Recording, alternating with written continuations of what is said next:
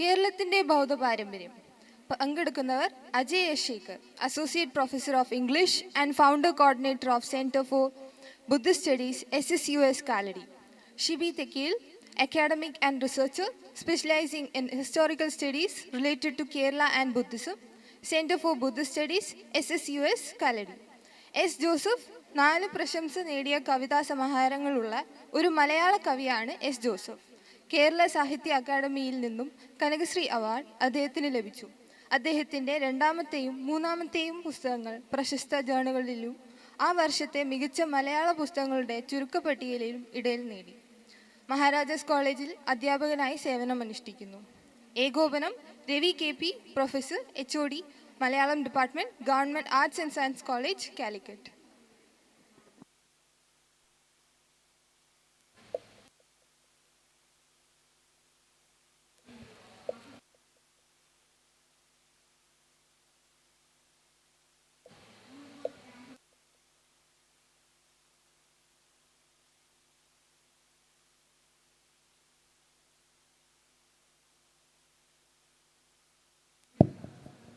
Hello, പ്രിയപ്പെട്ടവരെ, ACLF arts college സംഘടിപ്പിക്കുന്ന ഫെസ്റ്റിവലിലേക്ക് എല്ലാവരെയും സ്വാഗതം ചെയ്യുന്നു. ബൗദ്ധ പാരമ്പര്യം കേരളത്തെ അടിസ്ഥാനമാക്കിയുള്ള സംവാദമാണ് ഈ സെഷൻ നടക്കാൻ പോകുന്നത്. നമുക്കറിയാം, കേരളത്തിൻ്റെ മാത്രമല്ല ഇന്ത്യയുടെ തന്നെ ഏറ്റവും പ്രാചീനമായ തദ്ദേശീയമായ ഒരു ജീവിത മാർഗം എന്നുള്ള രീതിയിലാണ് ബുദ്ധമതം അറിയപ്പെടുന്നത്. ആ അർത്ഥത്തിൽ ബുദ്ധമതത്തെക്കുറിച്ച് ഉണ്ടായി വന്നിട്ടുള്ള സംവാദങ്ങൾ, ബുദ്ധമതത്തെ സംബന്ധിച്ച് ഉണ്ടായി വരുന്ന ചരിത്രാത്മകമായ ഇടപെടലുകൾ, ഫിലോസഫിക്കലായിട്ടുള്ള അതിൻ്റെ സാധ്യതകൾ, സാഹിത്യ സംബന്ധമായിട്ടുള്ള അതിൻ്റെ സാധ്യതകൾ എല്ലാം ഈ സമയം നിങ്ങളുമായിട്ട് സംവദിക്കപ്പെടുന്നതാണ്. ഇവിടെ ബുദ്ധമതത്തിൻ്റെ ഒരു ജീവിത രീതി എന്നതിലേക്ക് അപ്പുറത്തേക്ക് കേരളത്തിലും പ്രത്യേകിച്ചും ഇന്ത്യയുടെ സവിശേഷമായ സാഹചര്യത്തിലും ഏറ്റവും കൂടുതൽ പ്രസക്തമായ അല്ലെങ്കിൽ ഏറ്റവും കൂടുതൽ ബഹുജന ജീവിതത്തിൻ്റെ അടിത്തറയെ സ്വാധീനിച്ചു കൊണ്ടിരിക്കുന്ന ഒരു ദർശനം എന്നുള്ള രീതിയിൽ മാത്രമല്ല, അതിൻ്റെ പ്രായോഗികമായ തലങ്ങൾ കൂടി ഉൾക്കൊള്ളുന്ന രീതിയിലാണ് പുതിയ അന്വേഷണങ്ങളൊക്കെ വരുന്നത്. ഡോക്ടർ അജയ് ശേഖറിൻ്റെ ജനകീയ പാരമ്പര്യത്തെ മുൻനിർത്തിയിട്ടുള്ള അന്വേഷണങ്ങൾ, സ്ഥലനാമങ്ങളെക്കുറിച്ചുള്ള അന്വേഷണങ്ങൾ, അതുപോലെ തന്നെ സമുദ്രാനന്തര വാണിജ്യ ബന്ധത്തെക്കുറിച്ചുള്ള സാധ്യതകൾ എല്ലാം തന്നെ പുതിയ അറിവായിട്ട് നമുക്ക് മുന്നിൽ ഈ അടുത്ത കാലഘട്ടത്തിലാണ് വന്നു ചേരുന്നത്. അതുപോലെ തന്നെ ഏറ്റവും പുതിയ എഴുത്തുകാരിയായിട്ടുള്ള ചരിത്രകാരിയായിട്ടുള്ള ഷിബി തെക്കയുടെ ഏറ്റവും പുതിയ പഠനങ്ങൾ മുഴുവൻ തന്നെ മധ്യകാല കേരള സംസ്കാരത്തെയും ചരിത്രത്തെയും ഉടച്ചു വാർക്കുന്ന രീതിയിലാണ്. നമുക്കറിയാം, കേരള സംസ്കാരത്തെ അതിൻ്റെ ബ്രാഹ്മണിക്കലായിട്ടുള്ള ഒരു വ്യവഹാര മണ്ഡലത്തിൽ നിന്നുകൊണ്ടാണ് ഇതുവരെ മുഖ്യധാര ചരിത്രകാരന്മാർ എല്ലാം തന്നെ വിശകലനം ചെയ്യാൻ ശ്രമിച്ചിട്ടുള്ളത്. ശ്രീ നീലകണ്ഠ ശാസ്ത്രികൾ മുതൽ, അതുപോലെ തന്നെ MGS നാരായണൻ മുതൽ, അതുപോലെ തന്നെ രാഘവ വാര്യർ, അങ്ങനെയുള്ള മിക്ക രാജൻ ഗുരുക്കൾ, ഇങ്ങനെ മിക്ക എഴുത്തുകാരും നമ്മുടെ കേരളീയ പാരമ്പര്യത്തെയും കേരളീയ സംസ്കാരത്തെയും എല്ലാം തന്നെ അതിൻ്റെ വിഭവത്തെക്കുറിച്ചുള്ള അന്വേഷണങ്ങളെല്ലാം തന്നെ ബ്രാഹ്മണിക്കലായിട്ടുള്ള ഒരു കൾച്ചറൽ ക്യാപിറ്റലിൻ്റെ ഭാഗമായിട്ട് വിശകലനം ചെയ്യാനാണ് ശ്രമിച്ചിട്ടുള്ളതെന്ന് പറയാം. പ്രത്യേകിച്ചും കേരളോൽപ്പത്തി കഥകളെ മുൻനിർത്തിയിട്ടുള്ള അന്വേഷണങ്ങളാണ് നമ്മുടെ മുന്നിലിരിക്കുന്ന. ഇത് തന്നെയാണ് പാഠപുസ്തകങ്ങളിലൂടെ നമ്മുടെ അക്കാദമിക് വ്യവഹാരങ്ങളിലെല്ലാം തന്നെ സ്ഥാപിച്ചുകൊണ്ടേയിരിക്കുന്നത്. ഇതിനെ അപനിർമ്മിച്ചുകൊണ്ട് പുതിയ രീതിയിലുള്ള നമ്മുടെ ജനകീയ ജീവിതത്തിൻ്റെ സാധ്യതകൾ മുൻനിർത്തിയിട്ടുള്ള ഗവേഷണങ്ങളിലൂടെയാണ് ഷിബി ഈ മേഖലയിലേക്ക് കടന്നു വരുന്നത്. വളരെ ശ്രദ്ധേയമായിട്ടുള്ള അന്വേഷണങ്ങൾ, പ്രത്യേകിച്ചും കളമെഴുത്ത് പോലുള്ള ഒരു ജനകീയ കലാരൂപത്തെ മുൻനിർത്തിക്കൊണ്ട് അവർ നടത്തുന്ന ഗവേഷണ പ്രബന്ധം എന്ന് പറയുന്നത് ചരിത്രത്തെ മാത്രമല്ല പുനർനിർമ്മിക്കുന്നത്, മറിച്ച് നമ്മുടെ ജനകീയ പാരമ്പര്യത്തെയും പ്രായോഗികമായിട്ടുള്ള ജനജീവിത വിശ്വാസങ്ങളെയും അട്ടിമറിക്കുന്ന രീതിയിലുള്ള അന്വേഷണങ്ങളാണ്. അതുമായി ബന്ധപ്പെട്ട് പിൽക്കാലത്ത് ഗവേഷണ പ്രബന്ധത്തെ മുൻനിർത്തി തന്നെ അവർ എഴുതിയിട്ടുള്ള പരശുരാമ മിത്തുകളെ തന്നെ ചോദ്യം ചെയ്യുന്ന എഴുത്തുകളിലും കടന്നു വരുന്നത് പ്രധാനമായിട്ടും മധ്യകാല കേരളത്തിൻ്റെ നിർമ്മിതിയെ അപനിർമ്മിക്കുന്നത് തന്നെയാണ്. എസ് ജോസഫിൻ്റേതായിട്ട് കവിതകളിലൂടെയും പുതിയ അന്വേഷണങ്ങളും കവിത രീതിയിൽ തന്നെ പുതിയ ഒരു അന്വേഷണം അദ്ദേഹം നടത്തുന്നുണ്ട്. ഫിലോസഫിക്കലായിട്ടുള്ള അന്വേഷണങ്ങളൊക്കെ തന്നെ ഇന്ത്യയിലെ പ്രത്യേകിച്ചും കേരളത്തിലെ ഈ ബുദ്ധ പാരമ്പര്യത്തിൻ്റെ അടിത്തറ എങ്ങനെയാണ് രൂപപ്പെട്ടു വരുന്നതെന്നും അതെങ്ങനെയാണ് ഇല്ലാതെ ആയതും എന്നുള്ള അന്വേഷണങ്ങളിലൊക്കെ തന്നെ നിലനിൽക്കുന്നുണ്ട്.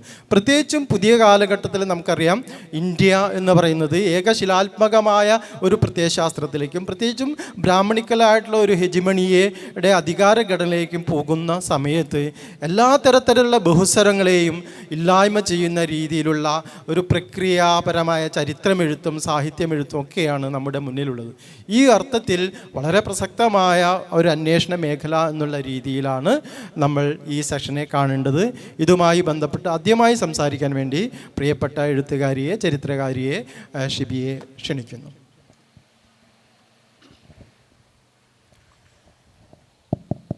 എല്ലാവർക്കും നമസ്കാരം. ആദ്യമായിട്ട് ആർട്സ് കോളേജിലെ ലിറ്ററേച്ചർ ഫെസ്റ്റിവലിന് കേരളത്തിൻ്റെ ബൗദ്ധ പാരമ്പര്യത്തെക്കുറിച്ച് ചർച്ച ചെയ്യാൻ എന്നെ ക്ഷണിച്ച ലിറ്ററേച്ചർ ഫെസ്റ്റിവൽ സംഘാടകരോട് നന്ദി പറയുന്നു. കേരളത്തിലെ ബുദ്ധമതത്തിൻ്റെ ചരിത്രത്തിലാണ് എൻ്റെ ഗവേഷണം. ഞാൻ ബുദ്ധമതത്തിൻ്റെ ചരിത്രം പഠിക്കാം എന്ന് കരുതിയിട്ട് റിസേർച്ച് ചെയ്തതല്ല. കളമെഴുത്തിൻ്റെ ചരിത്രം പഠിച്ചപ്പോൾ അറിയാതെ ബുദ്ധമതത്തിൽ ചെന്ന് വീണതാണ്. വളരെ ഫോക്ലോറിസ്റ്റിക്കായിട്ടുള്ള ഒരു പഠനം നടത്തുകയും പിന്നീട് അത് പ്രാചീന മധ്യകാല കേരള ചരിത്ര രചനയിലേക്ക് വഴുതി വീണു പോവുകയും വഴുതി വീണു പോവുക ആണ് ഉണ്ടായിട്ടുള്ളത്. ബോധപൂർവമായിട്ട് ഞാൻ ഒരു മെഡീവൽ ആൻഷ്യൻ്റ് കേരള ഹിസ്റ്ററി പഠിക്കണം എന്ന് കരുതി വന്നതല്ല. അപ്പോഴാണ് കേരളത്തിൻ്റെ ചരിത്രത്തിൽ ഉള്ള ബൗദ്ധ പരാമർശങ്ങളും ബൗദ്ധ ചരിത്രവുമൊക്കെ ചരിത്ര പ്രമാണങ്ങളിലുണ്ട് എന്നുള്ള സത്യം അല്ലെങ്കിൽ വസ്തുത ഞാൻ തിരിച്ചറിയുന്നത്. അപ്പോൾ കേരളത്തിൽ ഉണ്ടോ എന്നുള്ളത് ഈ അടുത്ത കാലം വരെയും വലിയ ചർച്ചയായിരുന്ന ഒരു വിഷയമാണ്. കേരളത്തിൽ ബുദ്ധമതമില്ല എന്നാണ് ചരിത്ര പഠനങ്ങൾ ഇതുവരെയും പറഞ്ഞിട്ടുള്ളത്. കേരളത്തിൽ എന്തു തരം ബുദ്ധമതമാണ് എന്നുള്ളൊരു ചർച്ചയാണ്. എന്ത് ജീവിയാണ് ബുദ്ധമതം എന്നുള്ള തരത്തിലാണ് വളരെ കൗതുകകരമായിട്ടുള്ള അന്വേഷണങ്ങളാണ് യഥാർത്ഥത്തിൽ ബുദ്ധമതത്തെക്കുറിച്ചുള്ളത്. അതിന് കാരണം കേരള ചരിത്രത്തെക്കുറിച്ച് നടന്നിട്ടുള്ള പഠനങ്ങളെല്ലാം തന്നെ കൊളോണിയൽ കാലത്ത് നടന്നിട്ടുള്ള പഠനങ്ങളുടെ തുടർച്ചയായിരുന്നു. ആൻഷ്യൻ്റ് ഹിസ്റ്ററി ആയാലും മെഡീവൽ ഹിസ്റ്ററി ആയാലും മോഡേൺ ഹിസ്റ്ററി ആയാലും ബ്രിട്ടീഷേഴ്സ് എന്താണോ ഇവിടെ നിരീക്ഷിച്ച് വെച്ചിട്ടുള്ളത്, റെക്കോർഡ് ചെയ്തിട്ടുള്ളത്, ആ റെക്കോർഡിൻ്റെ തുടർച്ചയായിരുന്നു നമ്മളുടെ കേരള ചരിത്രം എല്ലാ കാലത്തും ഇപ്പോഴും. അപ്പോൾ സ്വാഭാവികമായിട്ടും ബ്രിട്ടീഷേഴ്സിന് കൂടുതലായിട്ട് ബുദ്ധമതത്തെക്കുറിച്ചോ ജൈനമതത്തെക്കുറിച്ചോ വിവരണങ്ങൾ ബ്രിട്ടീഷേഴ്സിന് കിട്ടിയിരുന്നില്ല. അതുകൊണ്ടാണ് പിൽക്കാലത്ത് വന്ന കേരള ചരിത്ര രചനയിൽ കേരളത്തിൻ്റെ ബൗദ്ധ ജൈന പാരമ്പര്യം വേണ്ട രീതിയിൽ പഠിക്കപ്പെടാതെ പോയതിന് കാരണം. അപ്പോൾ വില്യം ലോഗൻ്റെ, നാഗമയ്യയുടെ, കെ വി സുബ്രഹ്മണ്യ അയ്യരുടെയൊക്കെ ഈ കൊളോണിയൽ ഡോക്യുമെൻസിലെല്ലാം വളരെ ചുരുക്കം ചില വിവരണങ്ങളാണ് ബുദ്ധമതത്തെക്കുറിച്ചും ജൈനമതത്തെക്കുറിച്ചും നമുക്ക് കാണാൻ പറ്റുക. ഈഴവരുടെ ബൗദ്ധ പാരമ്പര്യം, ചേരമാൻ പെരുമാക്കന്മാരുടെ ബൗദ്ധ പാരമ്പര്യം, പിന്നെ വഞ്ചി കൊടുങ്ങല്ലൂർ ബൗദ്ധക്ഷേത്രമായിരുന്നു എന്ന് പറയുന്നുണ്ട്, ചിതറാളുണ്ട്. ഇത്രയും വിവരണങ്ങൾ കഴിഞ്ഞ് കഴിഞ്ഞാൽ എത്നോഗ്രാഫിക് സർവേസിൽ, നമ്മളുടെ ലാൻഡ് സർവേസിൽ, റിപ്പോർട്ട്സുകളിൽ ഒന്നിലും നമുക്ക് ബുദ്ധമതത്തെ കാണാൻ പറ്റില്ല. പിന്നെ നമുക്ക് കാണാൻ പറ്റുന്നത് ഗോപിനാഥ റാവുവിൻ്റെ വർക്കാണ്. ഗോപിനാഥ റാവു ആണ് ഇപ്പോഴും ഗോപിനാഥ റാവുവിൻ്റെ കണ്ടെത്തലിൽ നിന്ന് വളരെയധികം ദൂരെയൊന്നും കേരളത്തിലെ ചരിത്ര പഠനങ്ങൾ, ബുദ്ധമതത്തെക്കുറിച്ചുള്ള ചരിത്ര നിരീക്ഷണങ്ങൾ വളർന്നിട്ടില്ല. ഗോപിനാഥ റാവു ആണ് ശ്രീമൂലവാസത്തെക്കുറിച്ചുള്ള റെഫറൻസ് കണ്ടുപിടിക്കുന്നത്, പാലിയം കോപ്പർ പ്ലേറ്റിനെ വിവരിക്കുന്നത്, തിരുവിതാംകൂറിൽ നിന്നുള്ള ബൗദ്ധ വിഗ്രഹങ്ങൾ പരിശോധിക്കുന്നത്, അങ്ങനെയുള്ള നിരീക്ഷണങ്ങളെല്ലാം പാലിയം കോപ്പർ പ്ലേറ്റ് പരിശോധിക്കുന്നത്. അപ്പോൾ ഈ നിരീക്ഷണത്തിൽ വിട്ടുള്ള ഒരു ചരിത്ര പ്രമാണങ്ങളിൽ വേറെ രേഖകളൊന്നുമില്ല എന്നാണ് നിലവിലെ ചരിത്രകാരന്മാരുടെ വാദം. അപ്പോൾ അതിൻ്റെ കാരണം ബ്രിട്ടീഷേഴ്സ് പാലിച്ച നിശബ്ദത പിൽക്കാലത്ത് വന്ന ചരിത്രകാരന്മാർ ഫോളോ ചെയ്തു എന്നുള്ളതാണ്. അപ്പോൾ ആ നിശബ്ദതയ്ക്ക് ചില കാരണങ്ങളുണ്ടായിരുന്നു. അത് ഇവിടേക്ക് വന്നിട്ടുള്ള ആര്യനൈസേഷൻ, അതായത് ബ്രിട്ടീഷേഴ്സിൻ്റെ ബന്ധുവായിട്ടുള്ള ശുദ്ധരക്തം വഹിക്കുന്ന ആര്യന്മാരുടെ ഒരു ഇൻ്റലക്ച്വൽ സപ്പോർട്ട്, അല്ലെങ്കിൽ അത് അങ്ങനെ ഒരു ആര്യന്മാരുണ്ട് എന്നും അവരാണ് ഇന്ത്യയിലെ ബ്രാഹ്മണർ എന്നൊക്കെയുള്ള വാദമാണ്. ഇതാണ് ആര്യൻ ഇൻവേഷൻ തിയറി ആയിട്ട്, ആര്യൻ മൈഗ്രേഷൻ തിയറി ആയിട്ട് പിന്നീട് മാറുന്നത്. അപ്പോൾ ബ്രിട്ടീഷേഴ്സിനുള്ള ആര്യബ്രാഹ്മണരെ സപ്പോർട്ട് ചെയ്യാനുള്ള, ആര്യമതത്തെ സ്ഥാപിക്കാനുള്ള, ശൈവ വൈഷ്ണവ മതത്തെ സ്ഥാപിക്കാനുള്ള വൈദിക പുരാണ ഇതിഹാസ ശാസ്ത്ര സ്മൃതി ട്രഡീഷൻസ് ആണല്ലോ ആര്യബ്രാഹ്മണരുടേത്. ആ മതത്തെ സ്ഥാപിച്ചെടുക്കാനുള്ള തന്ത്രത്തിനകത്താണ് ഇവിടുത്തെ വൈവിധ്യപൂർണ്ണമായിട്ടുള്ള സംസ്കാരത്തെ വേണ്ട രീതിയിൽ രേഖപ്പെടുത്താതെ പോയിട്ടുള്ളത്. ഇതിൻ്റെ തുടർച്ചയാണ് പിൽക്കാലത്ത് കേരള ചരിത്രമായിട്ട് രൂപപ്പെട്ടു വന്നിട്ടുള്ള MGS നാരായണൻ്റെ പഠനങ്ങളാവട്ടെ, വാര്യരുടെ പഠനങ്ങളാവട്ടെ, ഗുരുക്കളുടെ പഠനങ്ങളാവട്ടെ, പിൽക്കാലത്തുള്ള എല്ലാ മധ്യകാല പ്രാചീന ചരിത്ര പഠനങ്ങളും കൊളോണിയലായിട്ടുള്ള ഈ ആര്യൻ ദ്രവീഡിയൻ സിദ്ധാന്തത്തെ സ്ഥാപിക്കുന്നതായിരുന്നു. സ്വാഭാവികമായിട്ടും ഇവിടെയുള്ള വേറിട്ട കീഴാള ജീവിതത്തെയും ബ്രാഹ്മണേതര ജീവിതത്തെയും ബൗദ്ധ ജൈന ജീവിതത്തെയും അവർ പഠിക്കാതെ പോയി എന്നുള്ളത് മാത്രമല്ല, അതൊക്കെ ചരിത്രപരമായ വേരുകൾ അവശേഷിപ്പിക്കാത്ത നാടോടികളുടെ, അതായത് ചരിത്രമില്ലാത്ത നാടോടികളുടെ ചരിത്രമാണ് എന്നുള്ള രീതിയിൽ പഠിക്കുകയും ചെയ്തു. അപ്പോൾ എംപിറിക്കലായിട്ടുള്ള ചരിത്ര പ്രമാണങ്ങളിൽ കാണുന്ന രേഖകളെല്ലാം ബ്രാഹ്മണിക്കലായിട്ടുള്ള ആര്യബ്രാഹ്മണരുടെ ചരിത്രമുള്ള ഒരു സമൂഹത്തിൻ്റെ സിവിലൈസ്ഡ് ആയിട്ടുള്ള ഒരു കമ്മ്യൂണിറ്റിയുടെ ചരിത്രമാണ് എന്നും, കീഴാളരായിട്ടുള്ള ബ്രാഹ്മണേതരായിട്ടുള്ള സമൂഹത്തിൻ്റെ ചരിത്രം, അവർക്ക് ചരിത്രമില്ല, അവർ റൂട്ട്ലെസ് ആണ്, അവർക്ക് ഹിസ്റ്ററി ഇല്ല, അവർക്ക് നാടില്ല, ഊരില്ല, പേരില്ല. ഇതാണ് ഇവിടെ വന്നിട്ടുള്ള പഠനങ്ങൾ. അപ്പോൾ ഇതിനകത്ത് സാംസ്കാരികമായിട്ടുള്ള മണ്ഡലങ്ങളിൽ നിന്ന് ചോദ്യങ്ങൾ ഉയർന്നു വന്നിട്ടുണ്ട്. തീർച്ചയായിട്ടും കൊളോണിയൽ കാലഘട്ടത്തിൽ നടന്നിട്ടുള്ള നവോത്ഥാന മൂവ്മെൻറ്റിൻ്റെ ഭാഗമായിട്ടായിരുന്നു ഇത്. നവയാനത്തിൻ്റെയൊക്കെ അംബേദ്കറിൻ്റെ നേതൃത്വത്തിൽ നടക്കുന്ന ബൗദ്ധ മൂവ്മെൻറ്റിൻ്റെയൊക്കെ ഭാഗമായിട്ടാണ്. അപ്പോൾ ഈ മൂവ്മെൻറ്റിൻ്റെയൊക്കെ ഭാഗമായിട്ട് അങ്ങനെ വരുന്ന ഒരു ബൗദ്ധ മതം ദളിത് മുന്നേറ്റങ്ങളുമായിട്ട്, കീഴാള മുന്നേറ്റങ്ങളുമായിട്ട് അസോസിയേറ്റ് ചെയ്യുന്ന ഒരു ബൗദ്ധ മതം 19-ാം നൂറ്റാണ്ടിൽ ബ്രിട്ടീഷേഴ്സിൻ്റെ പീരീഡിൽ നടക്കുന്നുണ്ട്. അതും ദ്രവീഡിയൻ മൂവ്മെൻറ്റുമായിട്ട് അസോസിയേറ്റ് ചെയ്തുകൊണ്ടാണ്. അവിടെ നിന്ന് വളർന്ന ആ വേരുകളിൽ നിന്ന് വളർന്നു പറ്റിയിട്ടുള്ള പുതിയ സാംസ്കാരിക മണ്ഡലങ്ങളിൽ നിന്നുള്ള ബൗദ്ധ ജൈന പഠന ഡിസ്കഷൻസാണ് പിന്നെ കേരളത്തിൻ്റെ പൊതുമണ്ഡലങ്ങളിൽ നമ്മൾ കാണുന്നത്. അതാണ് അജയ് മാഷിൻ്റെയും അജു നാരായണൻ്റെയും സുഗന്ധൻ മാഷിൻ്റെയും ഒക്കെയുള്ള പഠനങ്ങൾ. അതെല്ലാം സാംസ്കാരിക പഠനങ്ങളാണ്, ചരിത്ര പഠനങ്ങളല്ല. കൃത്യമായിട്ട് പറയുകയാണെങ്കിൽ ചരിത്ര പഠനങ്ങൾ കേരളത്തിനകത്ത് ബുദ്ധമതമില്ലാന്ന് സ്ഥാപിക്കുകയും കേരളത്തിലെ സാംസ്കാരിക മണ്ഡലങ്ങളിൽ നിന്ന് ഉയർന്നു വന്ന ചോദ്യങ്ങൾ കേരളത്തിലെ ഈ പറഞ്ഞ ബൗദ്ധ ജൈന മതങ്ങളെ പുനർനിർമ്മിക്കാനും ഇവിടെയുള്ള ഒരു ജനാധിപത്യപരമായിട്ടുള്ള ഒരു മതാവിഷ്കാരങ്ങൾ പുനഃപരിശോധിക്കാനും തയ്യാറായി എന്നുള്ളതാണ്. പക്ഷേ വസ്തുനിഷ്ഠമായിട്ട് ചരിത്രത്തെ പരിശോധിക്കാനോ അല്ലെങ്കിൽ എംപിറിക്കലായിട്ടുള്ള സോഴ്സസിനെ പരിശോധിക്കാനോ ഒന്നും സാംസ്കാരിക പഠനങ്ങൾക്ക് സാധിച്ചില്ല. അതുകൊണ്ട് തന്നെ കേരളത്തിലെ പൊതുമണ്ഡലത്തിൽ, കേരളത്തിലെ റിലീജിയസ് ആയിട്ടുള്ള കോണ്ടെക്സ്റ്റിൽ ശൈവ വൈഷ്ണവ മതം മാത്രമേ ഉള്ളൂ എന്നുള്ള തരത്തിലേക്ക് ഏകാധിപത്യപരമായിട്ടുള്ള സമീപനമാണ് റിലീജിയസ് സ്റ്റഡീസിനെ മുന്നോട്ട് നയിക്കുകയും ഈ റിലീജിയസ് ആയിട്ടുള്ള സ്റ്റഡീസ് തന്നെയാണ് നമ്മളുടെ ഭൂമിയുടെ മുകളിലും നമ്മളുടെ എക്കോണമിയുടെ മുകളിലും നമ്മളുടെ രാഷ്ട്രത്തിൻ്റെയൊക്കെ ചരിത്രമായിട്ട് പരിണമിക്കുന്നത്. അതായത് ക്ഷേത്രം എന്ന് പറയുന്നത് ശൈവ വൈഷ്ണവ ക്ഷേത്രമാണ്, അത് ആര്യബ്രാഹ്മണരുടേതാണ്. ക്ഷേത്രത്തിനകത്തുള്ള ഈ ആര്യബ്രാഹ്മണരാണ് കേരളത്തെ മുഴുവനും ഭരിക്കുന്നത്. അവരുടെ കയ്യിലാണ് ദേവസ്വം ഭൂമിയുള്ളത്, അവരുടെ കയ്യിലാണ് ബ്രഹ്മസ്വം ഭൂമിയുള്ളത്. ഈ ക്ഷേത്രം വഴിയാണ് ചേര രാജാക്കന്മാരെ കൺട്രോൾ ചെയ്യുന്നത്. ഈ ക്ഷേത്രം വഴിയാണ് ഭൂമിയിലെ ഉൽപ്പാദനം, കൃഷി, സമൂഹം, മേലാളൻ മുതൽക്ക് ശാന്തി അടികൾ മുതൽക്ക് നമ്പൂതിരി മുതൽക്ക് കീഴെയുള്ള അടിയാളർ വരെയുള്ള സമൂഹത്തെ ഇങ്ങനെ ബ്രാഹ്മണർ ക്ഷേത്രം വഴി നിർമ്മിച്ചു എന്നാണ് പറയുന്നത്. ഇത് അഹിസ്റ്റോറിക്കൽ ആയിട്ടുള്ള ആർഗ്യുമെൻറ്റ്സ് ആയിരുന്നു. ഈ ആർഗ്യുമെൻറ്റ്സ് പൂർണ്ണമായിട്ടും കൊളോണിയലാണ്. അങ്ങനെയാണ് ഈ ജൈന ബൗദ്ധ കീഴാള ബ്രാഹ്മണേതര സമൂഹത്തിൻ്റെ ചരിത്രം നിഷേധിക്കപ്പെട്ടത്. പക്ഷേ നമുക്ക് എംപിറിക്കലായിട്ടുള്ള, ഞാൻ പറഞ്ഞു, ഞാൻ കളമെഴുത്തിൻ്റെ ചരിത്രം പഠിച്ചിട്ട് കേരളത്തിൻ്റെ ബൗദ്ധ ചരിത്രത്തിൽ എത്തിപ്പോയ ഒരാളാണ്. അങ്ങനെ നോക്കുമ്പോഴാണ് ചരിത്ര പ്രമാണങ്ങളിലുടനീളം എംപിറിക്കലായിട്ടുള്ള സോഴ്സസിലെല്ലാം കേരളത്തിൽ ബുദ്ധമതം രേഖപ്പെടുത്തിയിട്ടുണ്ട്, ജൈനമതവും രേഖപ്പെടുത്തിയിട്ടുണ്ട് എന്ന് മനസ്സിലാവുന്നത്. അപ്പോൾ നമ്മൾക്ക് കാണുന്ന ഏറ്റവും പഴയ ബുദ്ധമതത്തെ കുറിച്ച് പറയാവുന്ന എംപിറിക്കലായിട്ടുള്ള തെളിവുകൾ എന്ന് പറയുന്നത് തമിഴ് ബ്രാഹ്മി സ്ക്രിപ്റ്റ് തന്നെയാണ്. തമിഴ് ബ്രാഹ്മി സ്ക്രിപ്റ്റ് സൗത്ത് ഇന്ത്യയിലേക്ക് പ്രചരിക്കുന്നതുമായിട്ട് കീഴടിയിലെ ഉത്ഖനനവുമായിട്ട് ബന്ധപ്പെട്ടുകൊണ്ടും അതിനു മുമ്പേ തന്നെ സിലോണീസ് ബ്രാഹ്മിയൊക്കെ ഉണ്ട്. അപ്പോൾ അത് ഉത്തരേന്ത്യയിൽ നിന്ന് ഈ പറഞ്ഞ കച്ചവടക്കാർ ബ്രാഹ്മി ബുദ്ധമതം പ്രചരിക്കുന്ന സമയത്ത് കച്ചവട സംഘങ്ങൾ ഇവിടെ പ്രചരിപ്പിച്ചു എന്നാണ് പറയുന്നത്. അതെന്തോ ആവട്ടെ, എന്തായാലും തമിഴ് ബ്രാഹ്മി സ്ക്രിപ്റ്റ് ജൈന ബൗദ്ധ അടയാളങ്ങളാണ്. പ്രാകൃത സ്ക്രിപ്റ്റ് ലിഖിതങ്ങൾ ജൈന ബൗദ്ധ അടയാളങ്ങളാണ്. സംഘകാല കൃതികളെ നമ്മൾ പഠിച്ചിട്ടുള്ളത് ദ്രവീഡിയനായിട്ടുള്ള, വളരെ ബ്രാഹ്മിൺസ് വരുന്നതിന് മുമ്പേ തന്നെയുള്ള ഒരു ദ്രവീഡിയനായിട്ടുള്ള ശുദ്ധമായിട്ടുള്ള ഒരു തമിഴ് സംസ്കാരം ഇവിടെ ഉണ്ട് എന്നുള്ള തദ്ദേശീയവാദത്തിൻ്റെ ഭാഗമായിട്ടാണ്. അതിലും തർക്കങ്ങളുണ്ട്. എന്തായാലും സംഘകാല കൃതികളിൽ നമ്മൾക്കൊരു പ്രാകൃതത്തിൻ്റെ വലിയ സ്വാധീനം നമുക്ക് സംഘകാല കൃതികളിൽ കാണാൻ പറ്റും. ഇതും കച്ചവട സംഘങ്ങളുടെയും ബൗദ്ധ ജൈന സംഘങ്ങളുടെ സ്വാധീന ഫലമായിട്ടാണ്. തമിഴ് ബ്രാഹ്മി കിട്ടിയിട്ടുള്ള എല്ലാം തന്നെ ജൈന ബൗദ്ധ ഭിക്ഷുക്കൾക്ക് കൊടുത്തിട്ടുള്ള ദാനങ്ങളാണ്, മർച്ചൻസിൻ്റെ ഡൊണേഷൻസ് ആണ് നമുക്ക് കാണുന്നത്. അതുപോലെ തന്നെ നമുക്ക് സംഘകാല കൃതികൾ പരിശോധിച്ചാലും അതിലെ രാജാക്കന്മാർ പരിശോധിച്ചാലും ആദൻ എന്ന് പറയുന്നതാണ്, ഇമയവരമ്പൻ ആദൻ, അപ്പോൾ ചേരലാദൻ എന്നൊക്കെ പറഞ്ഞിട്ടുള്ള പ്രയോഗങ്ങൾ നമുക്ക് രാജാക്കന്മാരെ കാണാൻ പറ്റും. ആദൻ എന്ന് പറയുന്നത് ബൗദ്ധ സന്യാസിക്ക് കൊടുക്കുന്ന ടൈറ്റിലാണ്. അപ്പോൾ ഈ ടൈറ്റിൽ എങ്ങനെയാണ് സംഘകാല കൃതികൾക്ക് വരുന്നത്? അതുപോലെ ദേവനാംപ്രിയ എന്നുള്ളതിൻ്റെ തമിഴാണ് വാനവർ അൻപൻ.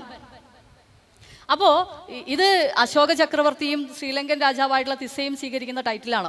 അതെങ്ങനെയാണ് ഇവിടുത്തെ രാജാക്കന്മാർക്ക് കിട്ടിയത്? അപ്പോൾ സംഘകാലത്തെ നമ്മൾ വായിച്ചിട്ടുള്ളത് ഈ ആര്യബ്രാഹ്മണർക്ക് ബദൽ നിൽക്കുന്ന ഒരു ശുദ്ധമായിട്ടുള്ള സംസ്കാരം ഉണ്ട് എന്ന് പറഞ്ഞപ്പോൾ സംഭവിച്ചിട്ടുള്ള ചില വീഴ്ചകളാണ്. എന്തായാലും ഇപ്പോൾ ഉള്ള തുടർ പഠനങ്ങളിൽ നിന്ന് നമുക്ക് അങ്ങനെയല്ല എന്നാണ് കീഴടിയിലെ ഉത്ഖനനത്തിൽ നിന്നൊക്കെ കാണുന്നത്. അപ്പോൾ സംഘകാലം കഴിഞ്ഞാൽ അതിനുശേഷം നമുക്ക് കാണുന്നത് മെഗാലിത്തിക് മോണിമെൻറ്റ്സുകളാണ്. മെഗാലിത്തിക് മോണിമെൻറ്റ്സ് എന്ന് പറഞ്ഞാൽ ട്രേഡ് പ്രൊഡക്ട്സ് ആണ്. പക്ഷേ നമ്മുടെ ചരിത്രകാരന്മാർ പ്രാചീനമായിട്ടുള്ള സമൂഹത്തിലെ ആളുകൾക്ക് ഇവിടെ സംസ്കാരമില്ല എന്ന് സ്ഥാപിക്കാൻ വേണ്ടിയിട്ട് പെറുക്കിത്തീനികളാണ്, പിടിച്ചുപറിക്കാരാണ്, പ്ലണ്ടേഴ്സാണ്, ഹണ്ടേഴ്സാണ് എന്ന് പറയാൻ വേണ്ടിയിട്ട് അവരെ ഗോത്രജീവികളായിട്ട് അൺസിവിലൈസ്ഡ് ദ്രവീഡിയൻസിൻ്റെ കൾച്ചറായിട്ടാണ് വാഴ്ത്തിയിട്ടുള്ളത്. പക്ഷേ മെറ്റീരിയൽസ് നമുക്ക് പരിശോധിച്ച് കഴിഞ്ഞാൽ ഇതെല്ലാം കാണുന്നത് കാർണീലിയൻ ആവട്ടെ, RCPW ആവട്ടെ, ഇതെല്ലാം ട്രേഡ് പ്രൊഡക്ട്സുകളാണ്. അതൊക്കെ നമ്മളൊരു കുഴിയിൽ ജീവിച്ചു എന്നല്ല കാണിക്കുന്നത്, ലോകം മുഴുവനുള്ള സംസ്കാരവുമായിട്ട് നമ്മൾക്ക് ബന്ധമുണ്ടായിരുന്നു എന്നാണ് കാണിക്കുന്നത്. മെസപ്പൊട്ടോമിയ ആവട്ടെ, ഈജിപ്ഷ്യൻ ഫറോവകളാവട്ടെ, അവിടെ നിന്നൊക്കെ കിട്ടുന്ന തമിഴ് ബ്രാഹ്മി സ്ക്രിപ്റ്റ്, പ്രാകൃതത്തിലുള്ള സ്ക്രിപ്റ്റ്, കണ്ണൻ ചാത്തൻ എന്ന് പറയുന്ന 2 കച്ചവടക്കാർ, ഇവരൊക്കെ എങ്ങനെയാണ് ആ കാലത്ത് പോയത്? മുസിരിസ് പേപ്പറസ് എങ്ങനെയാണ് അലക്സാണ്ട്രിയയുമായിട്ട് ഒരു മെർച്ചൻ്റ് അഗ്രിമെൻറ്റ് നമ്മൾ ഉണ്ടാക്കുന്നത്? ഇതെല്ലാം കാണിക്കുന്നത് വളരെ തദ്ദേശീയരും വിദേശീയരും തമ്മിലുള്ള ഒരു ഇൻട്രാക്ഷൻസ് ആണ്, നെറ്റ്വർക്കാണ്. ഇതാണ് നമുക്ക് ഒരു പട്ടണം അതിൻ്റെ തെളിവാണ്. പട്ടണത്തിൽ നിന്ന് കാണുന്ന ശ്രമണ ഇൻസ്ക്രിപ്ഷൻ, പട്ടണത്തിൽ നിന്ന് കാണുന്ന റോമൻ എംപയർ, പട്ടണത്തിൽ നിന്ന് കാണുന്ന റോമൻ ഗ്ലാസുകൾ, വെസ്റ്റ് ഏഷ്യൻ പോട്ടറീസ്,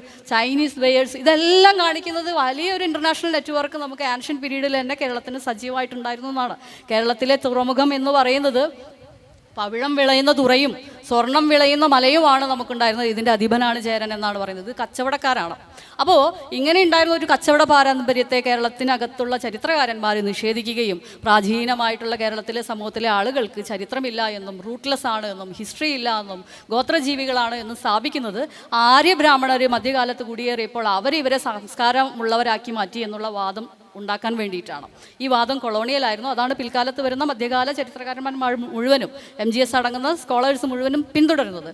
അപ്പോൾ പിന്നീട് നമുക്ക് കാണുന്ന പട്ടണം കഴിഞ്ഞു കഴിഞ്ഞാൽ പിന്നെ നമ്മൾ കാണുന്ന പോസ്റ്റ് സംഘം പീരീഡാണ്. താരാസുഖം, ഗണ്ഡവ്യൂഹം. അതിനു മുമ്പ് തന്നെ കളഭ്രന്മാരുടെ കാലഘട്ടമുണ്ട്. കളഭ്രന്മാരുടെ കാലഘട്ടത്തിൽ കള്ളന്മാരാണ് അവർ, കള്ളർ ജാതി ആണ് തമിഴ്നാട്ടിലെ ഒരു സമ്പന്ന വർഗ്ഗമാണ്. അപ്പോൾ ഇവരുടെ രാജാവാണ് ഈ പീരീഡിൽ. അപ്പോൾ കളഭ്രന്മാരുടെ കാലഘട്ടത്തെ ഇവിടുത്തെ ബ്രാഹ്മണിക്കലായിട്ടുള്ള ഹിസ്റ്റോറിയൻസ് രേഖപ്പെടുത്തുന്നത് അവർ രാജവംശം എന്ന് പോലും അല്ല.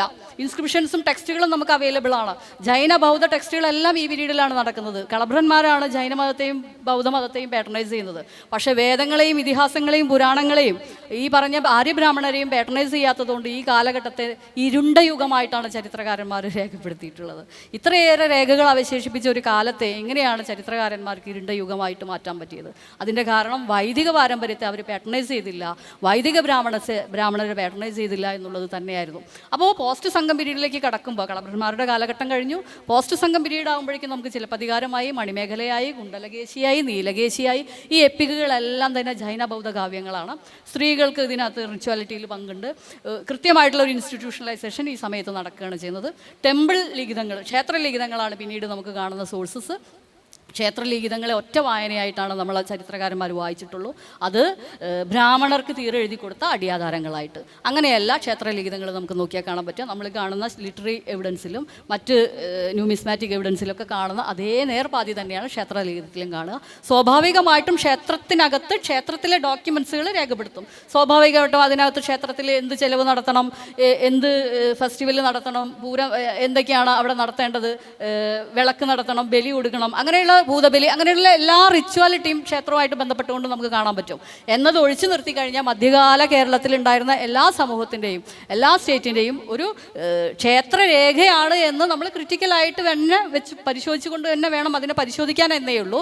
അതല്ലാതെ ഇത് ബ്രാഹ്മണർക്ക് കൊടുത്തിട്ടുള്ള അടിയാധാരങ്ങളായിരുന്നില്ല. ക്ഷേത്രരേഖകളിൽ കാണുന്ന ടെമ്പിൾ കമ്മിറ്റി എന്ന് പറയുന്നത് ബ്രാഹ്മണരുടെ കമ്മിറ്റിയല്ല, അബ്രാഹ്മണരുടെ കമ്മിറ്റിയാണ്. ഇത് ഇളംകുളം അടങ്ങുന്ന ആൾക്കാർ സ്കോളേഴ്സ് നേരത്തെ തന്നെ നോട്ടീസ് ചെയ്തിട്ടുള്ളതാണ്. പക്ഷേ പിൽക്കാലത്ത് വന്നിട്ടുള്ള എംപിറിക്കൽ ഹിസ്റ്റോറിയൻസ് എന്ന് പറഞ്ഞ് സ്ഥാപിച്ചിട്ടുള്ള പിൽക്കാല ചരിത്രകാരന്മാർ ഈ പറഞ്ഞിട്ടുള്ള ബ്രാഹ്മണേതര സമൂഹത്തിൻ്റെ ചരിത്രത്തെ വേണ്ട രീതിയിൽ രേഖപ്പെടുത്താതെ പോവുകയും ഈ കേരളത്തിലെ മുഴുവൻ സമൂഹത്തെയും സ്റ്റേറ്റിനെയും മതത്തെയും ഒക്കെ നിയന്ത്രിച്ചത് ബ്രാഹ്മണരാണ് എന്ന് സ്ഥാപിക്കാൻ വേണ്ടിയിട്ട് ഈ ചരിത്ര പ്രമാണങ്ങളെ അഹിസ്റ്റോറിക്കലായിട്ട് ഇൻ്റർപ്രറ്റ് ചെയ്തു എന്നാണ് എനിക്ക് മനസ്സിലാക്കാൻ പറ്റിയിട്ടുള്ള കാര്യം. അപ്പോൾ ക്ഷേത്രരേഖകളിൽ കാന്തർപ്പികർ എന്ന് പറയുന്ന വിഭാഗമുണ്ട്. അവർ ഗാന്ധർവികരാണ്. അവർ ടെമ്പിൾ മ്യൂസീഷ്യൻസാണ്, കാമദേവനെ പൂജിക്കുന്നവരാണ്.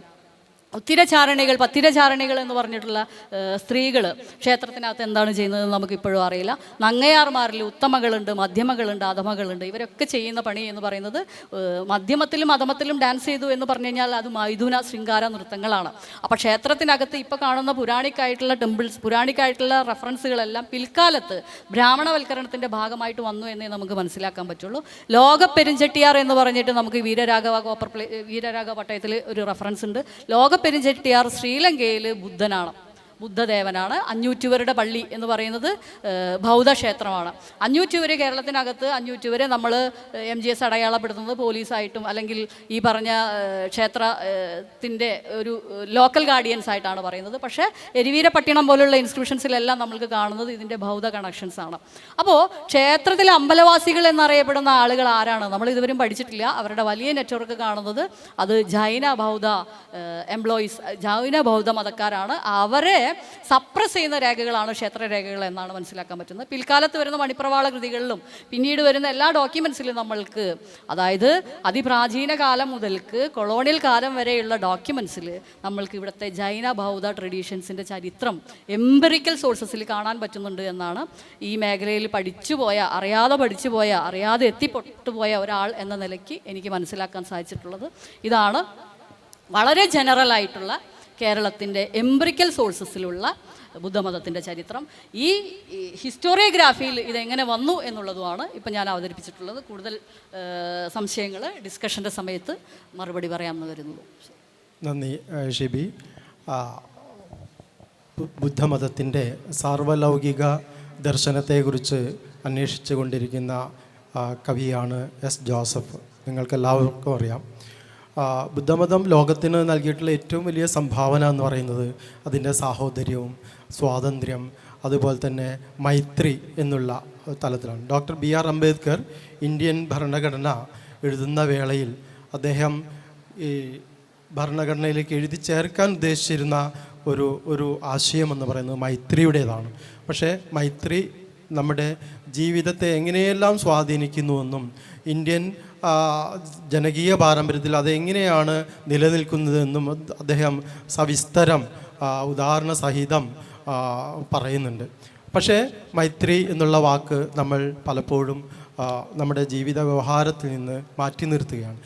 മനുഷ്യനും തമ്മിലുള്ള ജൈവികമായ ജാതി വ്യവസ്ഥയ്ക്കെതിരെ മനുഷ്യനും തമ്മിലുള്ള ജൈവ ബന്ധത്തിൻ്റെ, മനുഷ്യനും പ്രകൃതിയും തമ്മിലുള്ള ജൈവ ബന്ധത്തിൻ്റെ അടിസ്ഥാനത്തിലാണ് ബുദ്ധൻ മൈത്രി എന്ന് പറയുന്ന ആശയം മുന്നോട്ട് വയ്ക്കുന്നത്.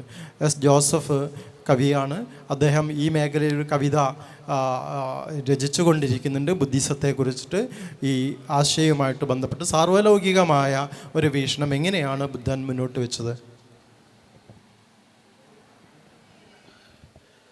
പ്രിയമുള്ളവരെ, ബഹുമാന്യരെ, ഞാനൊരു ബുദ്ധമത സ്പെഷ്യലിസ്റ്റ് അല്ല. പുസ്തകങ്ങളൊക്കെ വായിച്ചു എന്നും ബുദ്ധനെക്കുറിച്ച് കുറച്ചൊക്കെ മനസ്സിലാക്കിയെന്നേ ഉള്ളൂ. അങ്ങനെ വിചാരിച്ചാൽ മതി. ബുദ്ധമതം എന്ന് പറയുന്ന കാലത്ത് ജൈനമതം ബുദ്ധമതത്തെക്കുറിച്ച് കുറച്ചുകൂടെ പ്രാചീനമാണ്. ആജീവക മതവും ഉണ്ടായിരുന്നു. ഈ ആജീവകരും ജൈനരും ബൗദ്ധരും ഒക്കെ തമ്മിൽ സംഘർഷങ്ങളുണ്ടായിട്ടുണ്ട്. ഇതിൽ ആജീവക മതത്തിൻ്റെ ആൾ ഗോശാലനാണ്. ഗോശാലൻ ഒരു എളിയ നിലയിൽ നിന്ന് വന്ന ആളാണെന്നാണ് മനസ്സിലാകുന്നത്. ഗോശാലൻ പറഞ്ഞൊരു കാര്യമുണ്ട്, ഭൂതകാലത്തെ വിസ്മരിക്കുക എന്നാണ്. ഭൂതകാലത്തെ വിസ്മരിക്കുക. അതുകൊണ്ട് ഭൂതകാലത്തിൽ കേരളത്തിൽ ബുദ്ധമതം ഉണ്ടായിരുന്നോ ഇല്ലയോ എന്നുള്ള ഒരു കൺഫ്യൂഷനാണ്. അതിനെക്കുറിച്ച് ഞാൻ ബോധറാവുന്നില്ല. എനിക്ക് നിങ്ങളോട് പറയാനുള്ളത് വളരെ മുദ്രാസംബന്ധമായി മുദ്രയോടുകൂടി തന്നെ നമ്മുടെ മുമ്പിൽ ബുദ്ധമതം എപ്പോഴും ഉണ്ട്. നമ്മുടെ നാണയത്തിൽ ഉള്ള സിംഹങ്ങളുടെ അശോകസ്തംഭം, അതിൽ ബുദ്ധനാണ് ആ സിംഹം. ബുദ്ധമതത്തിൻ്റെ പ്രചാരണം 4 വശത്തേക്കും നാനാ ദിക്കിലേക്കും പോകുന്നത് കൊണ്ടാണ് 4 സിംഹങ്ങളുണ്ട്. അതിലൊരു സിംഹത്തെ നമുക്ക് കാണത്തില്ല, അതങ്ങനെ വരയ്ക്കാൻ പറ്റുള്ളൂ. എച്ചിങ്ങാണ്. അപ്പോൾ അതുപോലെ ചക്രം, 24 ആരക്കാലുകളുള്ള ചക്രം ബുദ്ധമതവുമായിട്ട് ബന്ധപ്പെട്ടതാണ്. ഇത് രണ്ടും നമ്മുടെ നാണയത്തിൽ, ഏറ്റവും പ്രധാനപ്പെട്ട നാണയത്തിലും പതാകയിലുമൊക്കെ ഉള്ള കാര്യങ്ങളാണ്. അതുകൊണ്ട് ബുദ്ധമതം ഇപ്പോൾ ഉണ്ടോയെന്ന് ചോദിച്ചു കഴിഞ്ഞാൽ അങ്ങനെയെങ്കിലും ഉണ്ടല്ലോ. അതിൻ്റെ എസെൻഷ്യലായിട്ട് അതുണ്ട് എന്നുള്ളതാണ് നമ്മൾ മനസ്സിലാക്കേണ്ടത്. ബുദ്ധമതത്തെക്കുറിച്ച് ആനന്ദകുമാരസ്വാമി പറയുന്നത് ഹൈലി ഇൻ്റലക്ച്വലായിട്ടുള്ളൊരു മതമാണെന്നാണ്. ബുദ്ധനെ ഒരു മനഃശാസ്ത്രജ്ഞനായിട്ടാണ് അദ്ദേഹം പറയുന്നത്. ബുദ്ധൻ സ്ത്രീകളെക്കുറിച്ച് പറയുന്ന ഒരു വാക്യത്തിൽ നിന്ന് നമുക്കത് മനസ്സിലാവും. സ്ത്രീ ഒരു തടാകമാണെന്നാണ് ബുദ്ധൻ പറഞ്ഞിട്ടുള്ളത്. അതിൻ്റെ അടിത്തട്ടിലുള്ളതൊന്നും നമുക്ക് കാണാൻ ആവുകയില്ല, അദൃശ്യമാണെന്നാണ്. ഇത് ആ റെസ്പെക്റ്റ് അദ്ദേഹം സ്വന്തം ഭാര്യയായ യശോദ അഥവാ കാച്ചന എന്നവർക്ക് പേരുണ്ട്, അവരോടും പറയുന്നുണ്ട്. പക്ഷേ ബുദ്ധമതത്തിലേക്ക് സ്ത്രീകളെ പ്രവേശിപ്പിക്കുന്നതിന് ചില തടസ്സങ്ങൾ അക്കാലത്ത് ഉണ്ടായിട്ടുണ്ട്. അദ്ദേഹം അതുകൊണ്ട് ഒരുപാട് നിയമങ്ങൾ കൊടുത്തുകൊണ്ടാണ് അവരെ ബുദ്ധമതത്തിലേക്ക് ചേർത്തത്. അത് കഴിഞ്ഞും ഒറ്റയ്ക്ക് ഭിക്ഷുണിയായി പോകുന്ന സ്ത്രീകൾ ഉപദ്രവിക്കപ്പെടുകയുണ്ടായി. കള്ളന്മാരും പിടിച്ചുപറിക്കാരൊക്കെ ഉള്ള രാജ്യമാണെന്ന്. അപ്പോൾ അന്നേരം അദ്ദേഹം പുതിയൊരു നിയമം കൊണ്ടുവന്നു. 2 സ്ത്രീകൾ ഒരുമിച്ച് പോയാൽ മതി എന്നുള്ള ഒരു നിയമം കൊണ്ടുവന്നു. ബുദ്ധൻ്റെ ജന്മം മുതലുള്ള കുറേ കാര്യങ്ങൾ ഒരു കാവ്യരൂപത്തിലാണ് ഞാൻ എഴുതാൻ ശ്രമിച്ചത്. അപ്പോൾ ഈ ജന്മമാണ് ജീവിതത്തിൻ്റെ ഒരു കാരണം എന്ന് പറയുന്നത്. നമ്മൾ ജനിച്ചത് കൊണ്ടാണ് നമുക്ക് വാർദ്ധക്യവും മരണവും ഉള്ളത്. ഇത് ബുദ്ധൻ്റെ പ്രധാനപ്പെട്ട ഒരു ഐഡിയ ആണ്. കാരണവും കാര്യവും, കാരണത്തിൽ നിന്നാണ് കാര്യമുണ്ടാകുന്നത്. അപ്പോൾ ഈ കാര്യകാരണ ബന്ധത്തിൽ അധിഷ്ഠിതമാണ് അദ്ദേഹത്തിൻ്റെ ചിന്താപദ്ധതി എല്ലാം തന്നെ. ഇപ്പം മനുഷ്യജീവിതം എന്ന് പറയുന്നത് സഫറിങ് ആണ്. ഈ സഫറിങ്ങിൽ നിന്നുള്ള ലിബറേഷനാണ് അദ്ദേഹം ഉദ്ദേശിക്കുന്നത്. Liberation from our sufferings. നമുക്കറിയാം, നമ്മൾ സമ്പന്നരായിക്കോട്ടെ ദരിദ്രരായിക്കോട്ടെ നമുക്ക് ദുഃഖമുണ്ട്. സമ്പന്നരാണെങ്കിൽ ഈ സമ്പത്ത് നിലനിർത്താൻ പറ്റുമോ എന്നുള്ള ദുഃഖം നമുക്കുണ്ടാവും. ദരിദ്രനാണെങ്കിൽ സമ്പന്നനാകാനുള്ള കൊതി നമുക്കുണ്ടാകും. അങ്ങനെ ആസക്തികളുണ്ടാകും, തൃഷ്ണയുണ്ടാകും. ഇതൊക്കെയാണ് ദുഃഖത്തിന് കാരണം. അത് അജ്ഞതയാണെന്നാണ് പറയുന്നത്. ജീവിതത്തെക്കുറിച്ചുള്ള നമ്മുടെ അജ്ഞത, അതിനെ നമ്മൾ മനസ്സിലായി കഴിയുമ്പോൾ നമുക്കതിൽ നിന്ന് വിമോചനം കിട്ടും, ലിബറേഷൻ കിട്ടുമെന്നാണ് ബുദ്ധമതം പറയുന്നത്. ലോകത്തിൻ്റെ ആരംഭത്തെക്കുറിച്ച് ധർമ്മകീർത്തിയുടെ ഒരു പ്രസ്താവനയുണ്ട്. ധർമ്മകീർത്തി ഒരു ഫിലോസഫറാണ്, ബുദ്ധിസ്റ്റ് ഫിലോസഫറാണ്. ലോകത്തിൻ്റെ ആരംഭം എന്ന് പറയുന്നത് ആരംഭമില്ലായ്മയാണെന്നാണ്. അത് the beginning of the world is the beginninglessness എന്നാണ്. ഇത് ഒരു വിചിത്രമായ ഒരു ടോക്കാണ്. ഇതുപോലുള്ള ഒരുപാട് കാര്യങ്ങളുണ്ട്. ഇപ്പം നമ്മൾ ബുദ്ധൻ പലപ്പോഴും കോൺട്രഡിക്ടറി ആയിട്ട് സംസാരിക്കുന്നതായിട്ട് നമുക്ക് തോന്നും. ദൈവം ഉണ്ടോ അറിയില്ല, അല്ലെ അത് നമ്മുടെ ബാധകമല്ല. ദൈവം ഇല്ലേ, അതും ബാധകമല്ല. ദൈവം ഉണ്ടെന്നോ ഇല്ലെന്നോ ബുദ്ധൻ പറഞ്ഞിട്ടില്ല. ഇതിനകത്തൊരുപാട് വ്യത്യാസങ്ങളുണ്ട്. വെറും കേവല നിരീശ്വരവാദി അല്ല ബുദ്ധൻ. കാര്യം കപിലവസ്തുവിലാണ് അദ്ദേഹം ജനിച്ചത്. കപില മഹർഷി ആണ് കപിലവസ്തുവിന് ആ പേര് വരാൻ കാരണമായ വ്യക്തി. ഞാൻ ഈ നേപ്പാളിലും പോയിട്ടുണ്ട്, കപിലവസ്തുവിൽ പോയിട്ടുണ്ട്. കപിലവസ്തുവിൽ ഒന്നുമില്ല, എല്ലാം ഇടിഞ്ഞു പൊളിഞ്ഞ് കിടക്കുകയാണ്. കുറച്ച് ഇഷ്ടിക കട്ടകളുണ്ട്. ബുദ്ധൻ രാത്രിയിൽ പോയ പടിഞ്ഞാറെ ഗേറ്റ് 1912 വരെ ഉണ്ടായിരുന്നതാണ്. 1912 വരെ ഉണ്ടായിരുന്നു. ഇപ്പോൾ ഇല്ല, ഇപ്പോൾ ആ ഗേറ്റ് പോയി. അതൊരു വളരെ മനോഹരമായ സ്ഥലമാണ്. പക്ഷേ നേപ്പാൾ ഞാൻ ചെല്ലുന്നത് വേനൽക്കാലത്താണ്. വളരെ ദരിദ്രവും പൊടി നിറഞ്ഞതുമായൊരു സ്ഥലമാണ് നേപ്പാൾ. നേപ്പാളിലുള്ള ഒരു പ്രത്യേകത അവിടുത്തെ ഏത് മുറുക്കാൻ കടയിൽ പോലും മദ്യം കിട്ടുമെന്നുള്ളതാണ്. നമ്മളെ അത്ഭുതപ്പെടുത്തുന്നൊരു കാര്യമാണ്. കാരണം ബുദ്ധൻ മദ്യം കഴിക്കുന്നതിനെതിരായിരുന്നു. പക്ഷേ നേപ്പാളിൽ ഏത് മുറുക്കാൻ കടയിലും മദ്യം കിട്ടും. ഞാൻ പക്ഷേ നേപ്പാളിൽ വെച്ചൊരു തീരുമാനം എടുത്ത് മദ്യപിക്കരുത്. ഞാൻ മദ്യപിച്ചിട്ടില്ല അവിടെ. കാരണം ഇത്രയും മദ്യമുള്ളിടത്ത് പിന്നെ മദ്യപിക്കേണ്ട കാര്യമില്ലല്ലോ. അങ്ങനെ ഒരു കാര്യം ഇവിടെ പറയുകയാണ്. ഈ ലുംബിനി അവിടുന്ന് കുറച്ചുകൂടെ അടുത്താണ്.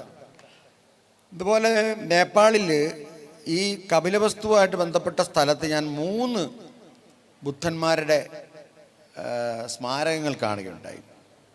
ഇപ്പം നമ്മൾ പറയുന്ന ബുദ്ധൻ 28ാമത്തെ ബുദ്ധനാണ്. ബോധോദയം ലഭിച്ച ആർക്കും ബുദ്ധനാകാം. അങ്ങനെയാണ്. ബോധോദയം ലഭിച്ച ആർക്കും ബുദ്ധനാകും. ഇതൊരു പരമ്പരയാണ്. ഇതൊരു പ്രത്യേക കാലഘട്ടത്തിൻ്റെ പരമ്പരയാണ്. ഒരു പ്രത്യേക എപ്പിസ്റ്റമാണ് ഇതിനകത്ത് വർക്ക് ചെയ്യുന്നത്. ഉദാഹരണത്തിന് മുജ്ജന്മങ്ങളെക്കുറിച്ച് ബുദ്ധൻ പറയുന്ന കാര്യങ്ങളുണ്ട്. ഓരോ മുജ്ജന്മവും ഓർത്തെടുക്കുകയാണ്. അതിൽ ചിലപ്പം കുരങ്ങ് വരും, മനുഷ്യർ വരും, രാജകുമാരന്മാർ വരും, കൊക്ക് വരും, അങ്ങനെ പലതും വരും. അപ്പോൾ കാലത്തെ നമ്മളിങ്ങനെ പുറകോട്ട് അല്ലെ മുന്നോട്ട് ഇങ്ങനെ വെർട്ടിക്കലായിട്ട് കാണുമ്പോഴാണ് ഈ പ്രശ്നം സംഭവിക്കുന്നത്. നമ്മൾ ഹൊറിസോണ്ടലായിട്ട് കണ്ടു കഴിഞ്ഞാൽ ഇതൊരു പാരിസ്ഥിതികവാദമായിട്ടാണ് ഞാനിതിനെ കാണുന്നത്. കാരണം ഇവിടെ ഒരു പുലിയോ ഒരു കാട്ടുപോത്തോ ഉണ്ടെങ്കിൽ അത് നമ്മുടെ സഹോദരനാണെന്നുള്ളൊരു വിശ്വാസം വളരെ പ്രധാനമാണ്. ഇത് തെളിയിക്കുന്നൊരു സന്ദർഭം തന്നെയുണ്ട്. കാശ്യപൻ്റെ ഒരിക്കൽ ചെല്ലുമ്പം അദ്ദേഹം പാമ്പുള്ള ഒരു മുറിയിൽ അദ്ദേഹത്തെ ആക്കുന്നുണ്ട്. അപ്പം ബുദ്ധൻ ആ പാമ്പിനോട് പറയുന്നുണ്ട്, നീ പൊയ്ക്കോ, വനത്തിലേക്ക് പൊയ്ക്കോ എന്ന് പറയുമ്പോൾ അതങ്ങ് പോകുന്നുണ്ട്. അതുപോലെ ആനയെ അദ്ദേഹം പിടിച്ചു നിർത്തുന്നുണ്ട്. തന്നെ കൊല്ലാനായിട്ട് അയച്ച ആനയെ ബുദ്ധൻ പിടിച്ചു നിർത്തുന്നുണ്ട്. ബുദ്ധൻ ഒരു വലിയ വാര്യറായിരുന്നു. ബുദ്ധനൊരു ആയോധനശേഷിയുള്ള ഒരാളായിരുന്നു എന്നൊക്കെ നിങ്ങൾക്ക് അറിയാമല്ലോ. രാജകുമാരനായിരുന്നു. ആ കാലത്തൊക്കെ അദ്ദേഹം അതൊക്കെ നേടിയിട്ടുള്ള ആളാണ്. അപ്പോൾ മാത്രം നിർഭയനായിരുന്നു. അപ്പം അങ്കുലിമാലൻ പുറകെ ഉണ്ടെന്ന് കരുതിയിട്ട് ബുദ്ധനിങ്ങനെ നടന്നു പോകുമ്പോൾ അങ്കുലിമാലൻ പറയുകയാണ്, നിൽക്കവിടെ. ഉടനെ ബുദ്ധൻ പറയുന്നത്, ഞാൻ എപ്പോഴേ നിന്ന് കഴിഞ്ഞു, നീയാണ് നിൽക്കാത്തത്. ആ ഒരു വാക്കിലാണ് അങ്കുലിമാലൻ പെട്ടുപോകുന്നത്. കാരണം ഇത് ഒരു വിചിത്രമായ പ്രയോഗമാണ്. അപ്പം ആത്മാവിനെക്കുറിച്ച് ബുദ്ധൻ പറയുന്നത്, ഇപ്പോൾ നമ്മുടെയൊക്കെ മുമ്പിൽ ഒരു സ്ഥലത്ത് തീ കാണുകയാണ്. അപ്പം കരിയിലകൾ കൊണ്ടോ മരച്ചില്ലകൾ കൊണ്ടോ അല്ലെങ്കിൽ തടി കൊണ്ടോ ഒക്കെ തീ കാണുന്നു. നിർത്താറാവാൻ പറയണേ. അപ്പോൾ കുറച്ച് കഴിയുമ്പോൾ തീ അണഞ്ഞു പോകുന്നു. അപ്പോൾ എന്താണ് നമ്മൾ കാണുന്നത്? ആ തീ ഇല്ലാതായിപ്പോയി. എങ്ങോട്ട് പോയെന്ന് ചോദിച്ചാൽ അത് ഇന്ധനം തീർന്നപ്പം തീർന്നു. ഇതാണ് ആത്മാവിനെ കുറിച്ച് പറയുന്നത്. ഇപ്പം അനാത്മവാദം ഉണ്ടെങ്കിൽ പോലും കൃത്യമായിട്ട് അനാത്മവാദം പറയുന്നില്ല. ദൈവം ഉണ്ടെന്നോ ഇല്ലെന്നോ പറയുന്നില്ല. ആചാരങ്ങളെ അങ്ങനെ നിഷേധിക്കുന്നില്ല. കാരണം സാമാന്യ ജനങ്ങൾക്ക് അതൊക്കെ താല്പര്യമാണെന്ന് പറയുന്നുണ്ട്. ബുദ്ധൻ ഈ അത്ഭുതങ്ങൾക്ക്, ക്രിസ്തുവൊക്കെ ചെയ്ത പോലുള്ള അത്ഭുതങ്ങൾക്കെതിരായിരുന്നു എന്ന് പറയുന്നുണ്ട്. പക്ഷേ അദ്ദേഹം അത്ഭുതങ്ങൾ ചെയ്തിട്ടുണ്ട്. സൗന്ദരനന്ദം എന്ന് പറയുന്നൊരു കൃതിയുണ്ട് ബുദ്ധൻ്റെ കുറിച്ചുള്ളൊരു കൃതിയാണ് സൗന്ദരനന്ദം. എനിക്ക് തോന്നുന്നു അശ്വഘോഷൻ്റെ കൃതിയാണ്. അശ്വഘോഷൻ്റെ ബുദ്ധേരത് എന്ന് പറയുന്ന കൃതി ഞാൻ വായിച്ചിട്ടുണ്ട്, അത് മലയാളത്തിലുണ്ട്. അപ്പോൾ സൗന്ദരനന്ദം എന്ന് പറയുന്ന കൃതിയുണ്ട്. അപ്പം അതിലൊക്കെ ബുദ്ധൻ അത്ഭുതങ്ങൾ കാണിക്കുന്ന ഭാഗങ്ങൾ അതിനകത്ത് വരുന്നുണ്ട്. പക്ഷേ മറ്റ് കോൺട്രഡിക്ടറി ആയിട്ട് വേറെ സ്ഥലത്ത് പറയുന്നത് ബുദ്ധൻ ഈ അത്ഭുതങ്ങൾ കാണിക്കുന്നതിനെതിരായിരുന്നു. അങ്ങനെ അത്ഭുതം കാണിച്ച ഒരു ശിഷ്യനെ ശിക്ഷിക്കുന്നുണ്ട്, അല്ല അവനെ കൊണ്ട് ആവർത്തിക്കില്ലെന്ന് പറയിപ്പിക്കുന്നുണ്ട്. അപ്പം ഇങ്ങനെ പല കാര്യങ്ങളും അതിനകത്തുണ്ട്. മറ്റൊന്ന് നമ്മൾ മനസ്സിലാക്കേണ്ടത്, ബുദ്ധൻ്റെ പ്രധാനപ്പെട്ട കോൺട്രിബ്യൂഷൻ ഈ ജാതി വ്യവസ്ഥയ്ക്കെതിരെയുള്ളതാണ്. ഈ ബ്രാഹ്മണ മതമാണ് ഇതിനു മുമ്പുള്ള മതം. ഹിന്ദുമതം ഒന്നും കേട്ടോ. ഹിന്ദുമതം കുറച്ചുകൂടെ മോഡേണാണ്. ഹിന്ദുമതം എല്ലാം കൂടെ കൂട്ടി യോജിപ്പിച്ചിട്ടുള്ള ഒരു സംഗതിയാണ്. അതിന് കൃത്യമായിട്ടൊരു മതം എന്നൊന്നും പറയാൻ പറ്റില്ല. വേ ഓഫ് ലൈഫ് എന്നൊക്കെ വേണമെങ്കിൽ പറയാം. മാത്രമല്ല, ഹിന്ദുമതത്തിലെ ജാതികളെല്ലാം കൂടെ കൂട്ടി വെച്ചാൽ ഹിന്ദുമതം കിട്ടില്ല. ആണ് നമ്മളിപ്പോൾ ഹിന്ദുമതത്തിൽ ഒരുപാട് ജാതി, ഈഴവരുണ്ട്, പുലയരുണ്ട്, പറയരുണ്ട്, നായന്മാരുണ്ട്, എല്ലാം കൂടെ കൂട്ടി വെച്ച് നോക്കൂ, ഹിന്ദുമതം കിട്ടുകയില്ല. ഇതെല്ലാം അഴിച്ചു നോക്കൂ, അവിടെയും ജാതിയും കിട്ടില്ല. ഇതാണ് ഇതിൻ്റെ കുഴപ്പം. ജാതികൾ അങ്ങനെ കണക്ട് ചെയ്ത് കിടക്കുകയാണ്. ഇപ്പോൾ ഈ വർണ്ണസങ്കല്പം എന്ന് പറയുന്നത് ബ്രാഹ്മണ, ക്ഷത്രിയർ, വൈശ്യർ, ശൂദ്രർ, അതിൻ്റെ അകത്ത് വരുന്നതാണ് പിന്നീട് വരുന്ന ജാതി വ്യവസ്ഥ. അത് പക്ഷേ കൃത്യമായിട്ട് കണക്ട് ചെയ്തിട്ടുണ്ടോ എന്ന് നമുക്ക് പറയാൻ പറ്റില്ല. കാരണം ഇത് ഒരർത്ഥത്തിലൊരു പ്രത്യേക കാലഘട്ടത്തിൽ അങ്ങ് വേര് പിടിച്ച് സ്വയം അങ്ങ് ആയിപ്പോയ കാര്യങ്ങളാണ്. അതിന് കൃത്യമായ ചിട്ടയില്ല. ചിട്ടകളോ ക്രമങ്ങളോ ആ ജാതി വ്യവസ്ഥയ്ക്ക് ഉണ്ടെന്ന് തോന്നുന്നില്ല. ഇപ്പം ഈ ജാതി വ്യവസ്ഥയ്ക്കെതിരായിരുന്നു അദ്ദേഹം. ബ്രാഹ്മണർ, ക്ഷത്രിയർ, വൈശ്യർ, ശൂദ്രർ എന്ന് പറയുന്ന ജാതി വ്യവസ്ഥയ്ക്കെതിരായിരുന്നു. അതേസമയം ബ്രാഹ്മണിക് മതവുമായിട്ട് ബുദ്ധന് ചില ബന്ധങ്ങളുണ്ട്. ഉപനിഷത്തൊക്കെയായിട്ട് ബന്ധങ്ങളില്ലെന്ന് നമുക്ക് തീർത്ത് പറയാൻ പറ്റില്ല. ബുദ്ധൻ്റെ പല ആശയങ്ങളും ഉപനിഷത്തിനോട് കോൺട്രഡിക്ടറി ആയിട്ടോ അല്ലെങ്കിൽ ബന്ധപ്പെട്ടോ വരുന്നതാണ്. ഇപ്പം ധർമ്മം എന്നതിന് ബുദ്ധൻ കൊടുക്കുന്ന അർത്ഥം കാരുണ്യമാണ്. അപ്പോൾ ഈ രോഗങ്ങൾ പടർന്ന ഒരു സ്ഥലത്തേക്ക് ബുദ്ധനെ വിളിക്കുകയാണ്. അവിടുത്തെ ലച്ഛാവികളാണെന്ന് തോന്നുന്നു, അവർ വിളിക്കുകയാണ്, വരണമെന്ന് പറയണം. അപ്പോൾ ബുദ്ധൻ എന്തിനാണ് അവിടെ ചെല്ലുന്നത്? ബുദ്ധൻ്റെ ധർമ്മം എന്ന് പറയുന്നത് കാരുണ്യമാണ്, അത് വേണം അവർക്ക്. അപ്പോൾ അവിടെ എന്താണ് അദ്ദേഹം ചെയ്യുന്നത്? അവിടെ കോളറയെ മറ്റോ ബാധിച്ചൊരു സ്ഥലമാണ്. ആ പേരവിടെ പറയുന്നില്ലെങ്കിലും ഛർദിയും ഒക്കെയുള്ള ഒരു സ്ഥലം, പകർച്ചവ്യാധി.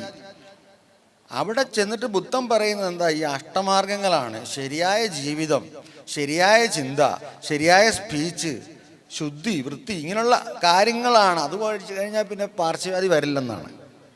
അതുകൊണ്ടാണ് അദ്ദേഹത്തെ അങ്ങോട്ട് വിളിക്കുന്നത്. അപ്പോൾ ഏതിനും ഒരു കൃത്യമായ യുക്തിയിലാണിത് പോകുന്നത്. അതുകൊണ്ട് തന്നെയാണ് ഈ ഡെക്കാർട്ടയുടെ എൻലൈറ്റ്മെൻറ്റുമായിട്ട് ഇതിന് ബന്ധമുണ്ടെന്ന് എനിക്ക് മനസ്സിലാകുന്നത്. ബുദ്ധൻ്റെ നോളജാണ് അദ്ദേഹത്തിൻ്റെ എൻലൈറ്റ്മെൻറ്റ്, അല്ലാതെ പുള്ളിക്ക് പ്രത്യേകമായിട്ട് കിട്ടിയ ഒരു ദൈവം കൊണ്ടൊന്ന് അനുഗ്രഹിച്ചു കൊടുത്ത കാര്യമൊന്നുമല്ല. അല്ലെ എവിടുന്നോ പുള്ളിക്ക് ഇങ്ങനെ ഇല്ലായ്മയിൽ നിന്ന് കിട്ടിയ സംഗതിയൊന്നുമല്ല. മറിച്ച് നോളജാണ്. നോളജ് നേടുക എന്ന് പറയുമ്പം അത് തന്നെക്കുറിച്ചും ലോകത്തെക്കുറിച്ചും മനുഷ്യജീവിതത്തിൻ്റെ ദുരന്തങ്ങളെക്കുറിച്ചും അതിൽ നിന്നുള്ള വിമുക്തിയെക്കുറിച്ചുമുള്ള നോളജാണ്. അപ്പം 4 ആര്യസത്യങ്ങളുണ്ട്. ദുഃഖമാണ് ജീവിതത്തിൻ്റെ അടിസ്ഥാനം, ദുഃഖവിമോചനം വേണം, അതിനുള്ള മാർഗങ്ങൾ തേടണം, അതിനുള്ള മാർഗങ്ങളാണ് അഷ്ടമാർഗങ്ങൾ. ഇങ്ങനെ കണക്ട് ചെയ്ത് കിടക്കുകയാണ്. അപ്പം ഇതുകൊണ്ട് അദ്ദേഹത്തെ ഒരു ഫിലോസഫറായിട്ടൊന്നും പറയാൻ പറ്റില്ലെന്നാണ് പറയുന്നത്. ഈ പുസ്തകത്തിൽ ദ ഫിലോസഫി ഓഫ് ബുദ്ധിസം എന്നുള്ള പുസ്തകത്തിൽ അത് കൃത്യമായി പറയുന്നുണ്ട്. എന്നാൽ അദ്ദേഹത്തെ ഒരു മനഃശാസ്ത്രജ്ഞനായിട്ടാണ് ഇപ്പം മുഹമ്മദ് നബിയെ കവിയായിട്ടാണ് പറയുന്നത്. ഞാൻ കവിയല്ലെന്ന് നബി ഖുറാനിൽ പലപ്പോഴും പറയുന്നുണ്ട്.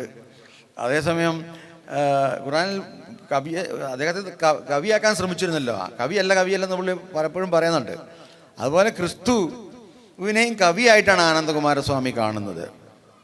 ഇപ്പം ബുദ്ധൻ്റെ നോളജ് എന്ന് പറയുന്നത്, ബുദ്ധന് 2 ഗുരുക്കന്മാരുണ്ട്. രാമബുദ്ധ എന്ന് പറയുന്ന ഒരാളും പിന്നെ അലാറകാമ എന്ന് പറയുന്ന 2 പേരും. ഇവരിൽ നിന്ന് ഇന്ത്യയിൽ അതിനുവരെ ഉണ്ടായിരുന്ന സാഖ്യം പോലുള്ള ചിന്തകളുണ്ട്. ഇത് നിരീശ്വരവാദപരമാണ്. വൈശേഷികം എന്നൊക്കെ പറയുന്ന ഷഡ് ദർശനങ്ങളുണ്ട്. പൂർവ്വമീമാംസ, ഉത്തരമീമാംസ, അങ്ങനെ സാഖ്യം, വൈശേഷികം, കാണാതമതം, ഇങ്ങനെ വരുന്ന കാര്യങ്ങൾ. അപ്പോൾ അതിലുള്ള കാര്യങ്ങളുടെ സ്വാധീനത്തിൽ നിന്ന് അത് പഠിച്ചിട്ടാണ് അതിനെ വിമർശിക്കുന്നത്. അതിന് കൂടെ പറയുന്നൊരു കാര്യം എന്ന് പറയുന്നത്, എന്തുകൊണ്ടാണ് ക്രൈം സമൂഹത്തിലുണ്ടാകുന്നത്? അവിടെ പറഞ്ഞ് ഞാൻ അവസാനിപ്പിക്കാം. ക്രൈം ഉണ്ടാകുന്നത് എന്തുകൊണ്ടാണ്? കേരളത്തിൽ എന്തുകൊണ്ടാണ് ഇത്രമാത്രം ക്രൈം ഉണ്ടാകുന്നത്? ഇതിനെക്കുറിച്ച് ഞാൻ മുമ്പ് ഫേസ്ബുക്കിൽ എഴുതിയിട്ടുണ്ട്. ശരിക്കും സാമ്പത്തികമായ അസമത്വമാണ് കേരളത്തിൽ, അല്ലെ ജാതീയമായ അസമത്വം മനുഷ്യനെ അവൻ്റെ എന്താ പറയുക, അവനെ ഹ്യൂമിലിയേറ്റ് ചെയ്യുന്നു, അവനെ അപമാനിക്കുന്നു. ഒരു ഒരു ഒരു ഒരു സാധാരണ ഒരു മൃഗം പോലെ, മൃഗത്തിൻ്റെ അന്തസ്സ് പോലും മനുഷ്യർക്കില്ല കേരളത്തിലെ താഴ്ന്ന ജാതിക്കാർക്ക് ഒരു മൃഗത്തിൻ്റെ അന്തസ്സില്ല എന്നുള്ളതാണ് സത്യം. ഒരു പട്ടിക്ക് അങ്ങനെ അന്തസ്സിൻ്റെ പ്രശ്നമൊന്നുമില്ല. അത് രാവിലെ അങ്ങനെ നടക്കുന്നു, പോകുന്നു, തിന്നുന്നു, കിടക്കുന്നു. പക്ഷേ മനുഷ്യന് വേണ്ടത് അന്തസ്സാണ്. കാരണം മനുഷ്യൻ ചിന്തിക്കുന്നവനാണ്. പട്ടി ചിന്തിക്കുമായിരിക്കും, പക്ഷേ ആ രീതിയിലല്ല മനുഷ്യൻ ചിന്തിക്കുന്നത്. മനുഷ്യൻ സാമൂഹ്യ ജീവിയാണ്. ആ സമൂഹത്തിൽ തൻ്റെ സ്ഥാനം തുല്യതയാണ് എന്നവൻ അറിയാം. അവിടെയാണ് ഡിഗ്നിറ്റി എന്ന് പറയുന്ന പ്രശ്നം. ഇപ്പം ബുദ്ധൻ്റെ ഏറ്റവും പ്രധാനപ്പെട്ട ആൾ ഉപാലി എന്ന് പറയുന്ന ആളൊരു മുടിവെട്ടുകാരനായിരുന്നു. നിങ്ങൾക്കറിയാമല്ലോ, ബുദ്ധൻ്റെ സ്പീച്ചുകളാണുള്ളത്. അദ്ദേഹം ഒന്നും എഴുതി വച്ചിട്ടില്ല. അദ്ദേഹം പറഞ്ഞ കാര്യങ്ങൾ 2 പേരാണ് പിൽക്കാലത്ത് ഓർമ്മിച്ചെടുക്കുന്നത്. ഒന്ന് ഉപാലി എന്ന് പറയുന്ന ഒരു ക്ഷുരകനും, മറ്റൊന്ന് അദ്ദേഹത്തിൻ്റെ അരുമ ശിഷ്യനായ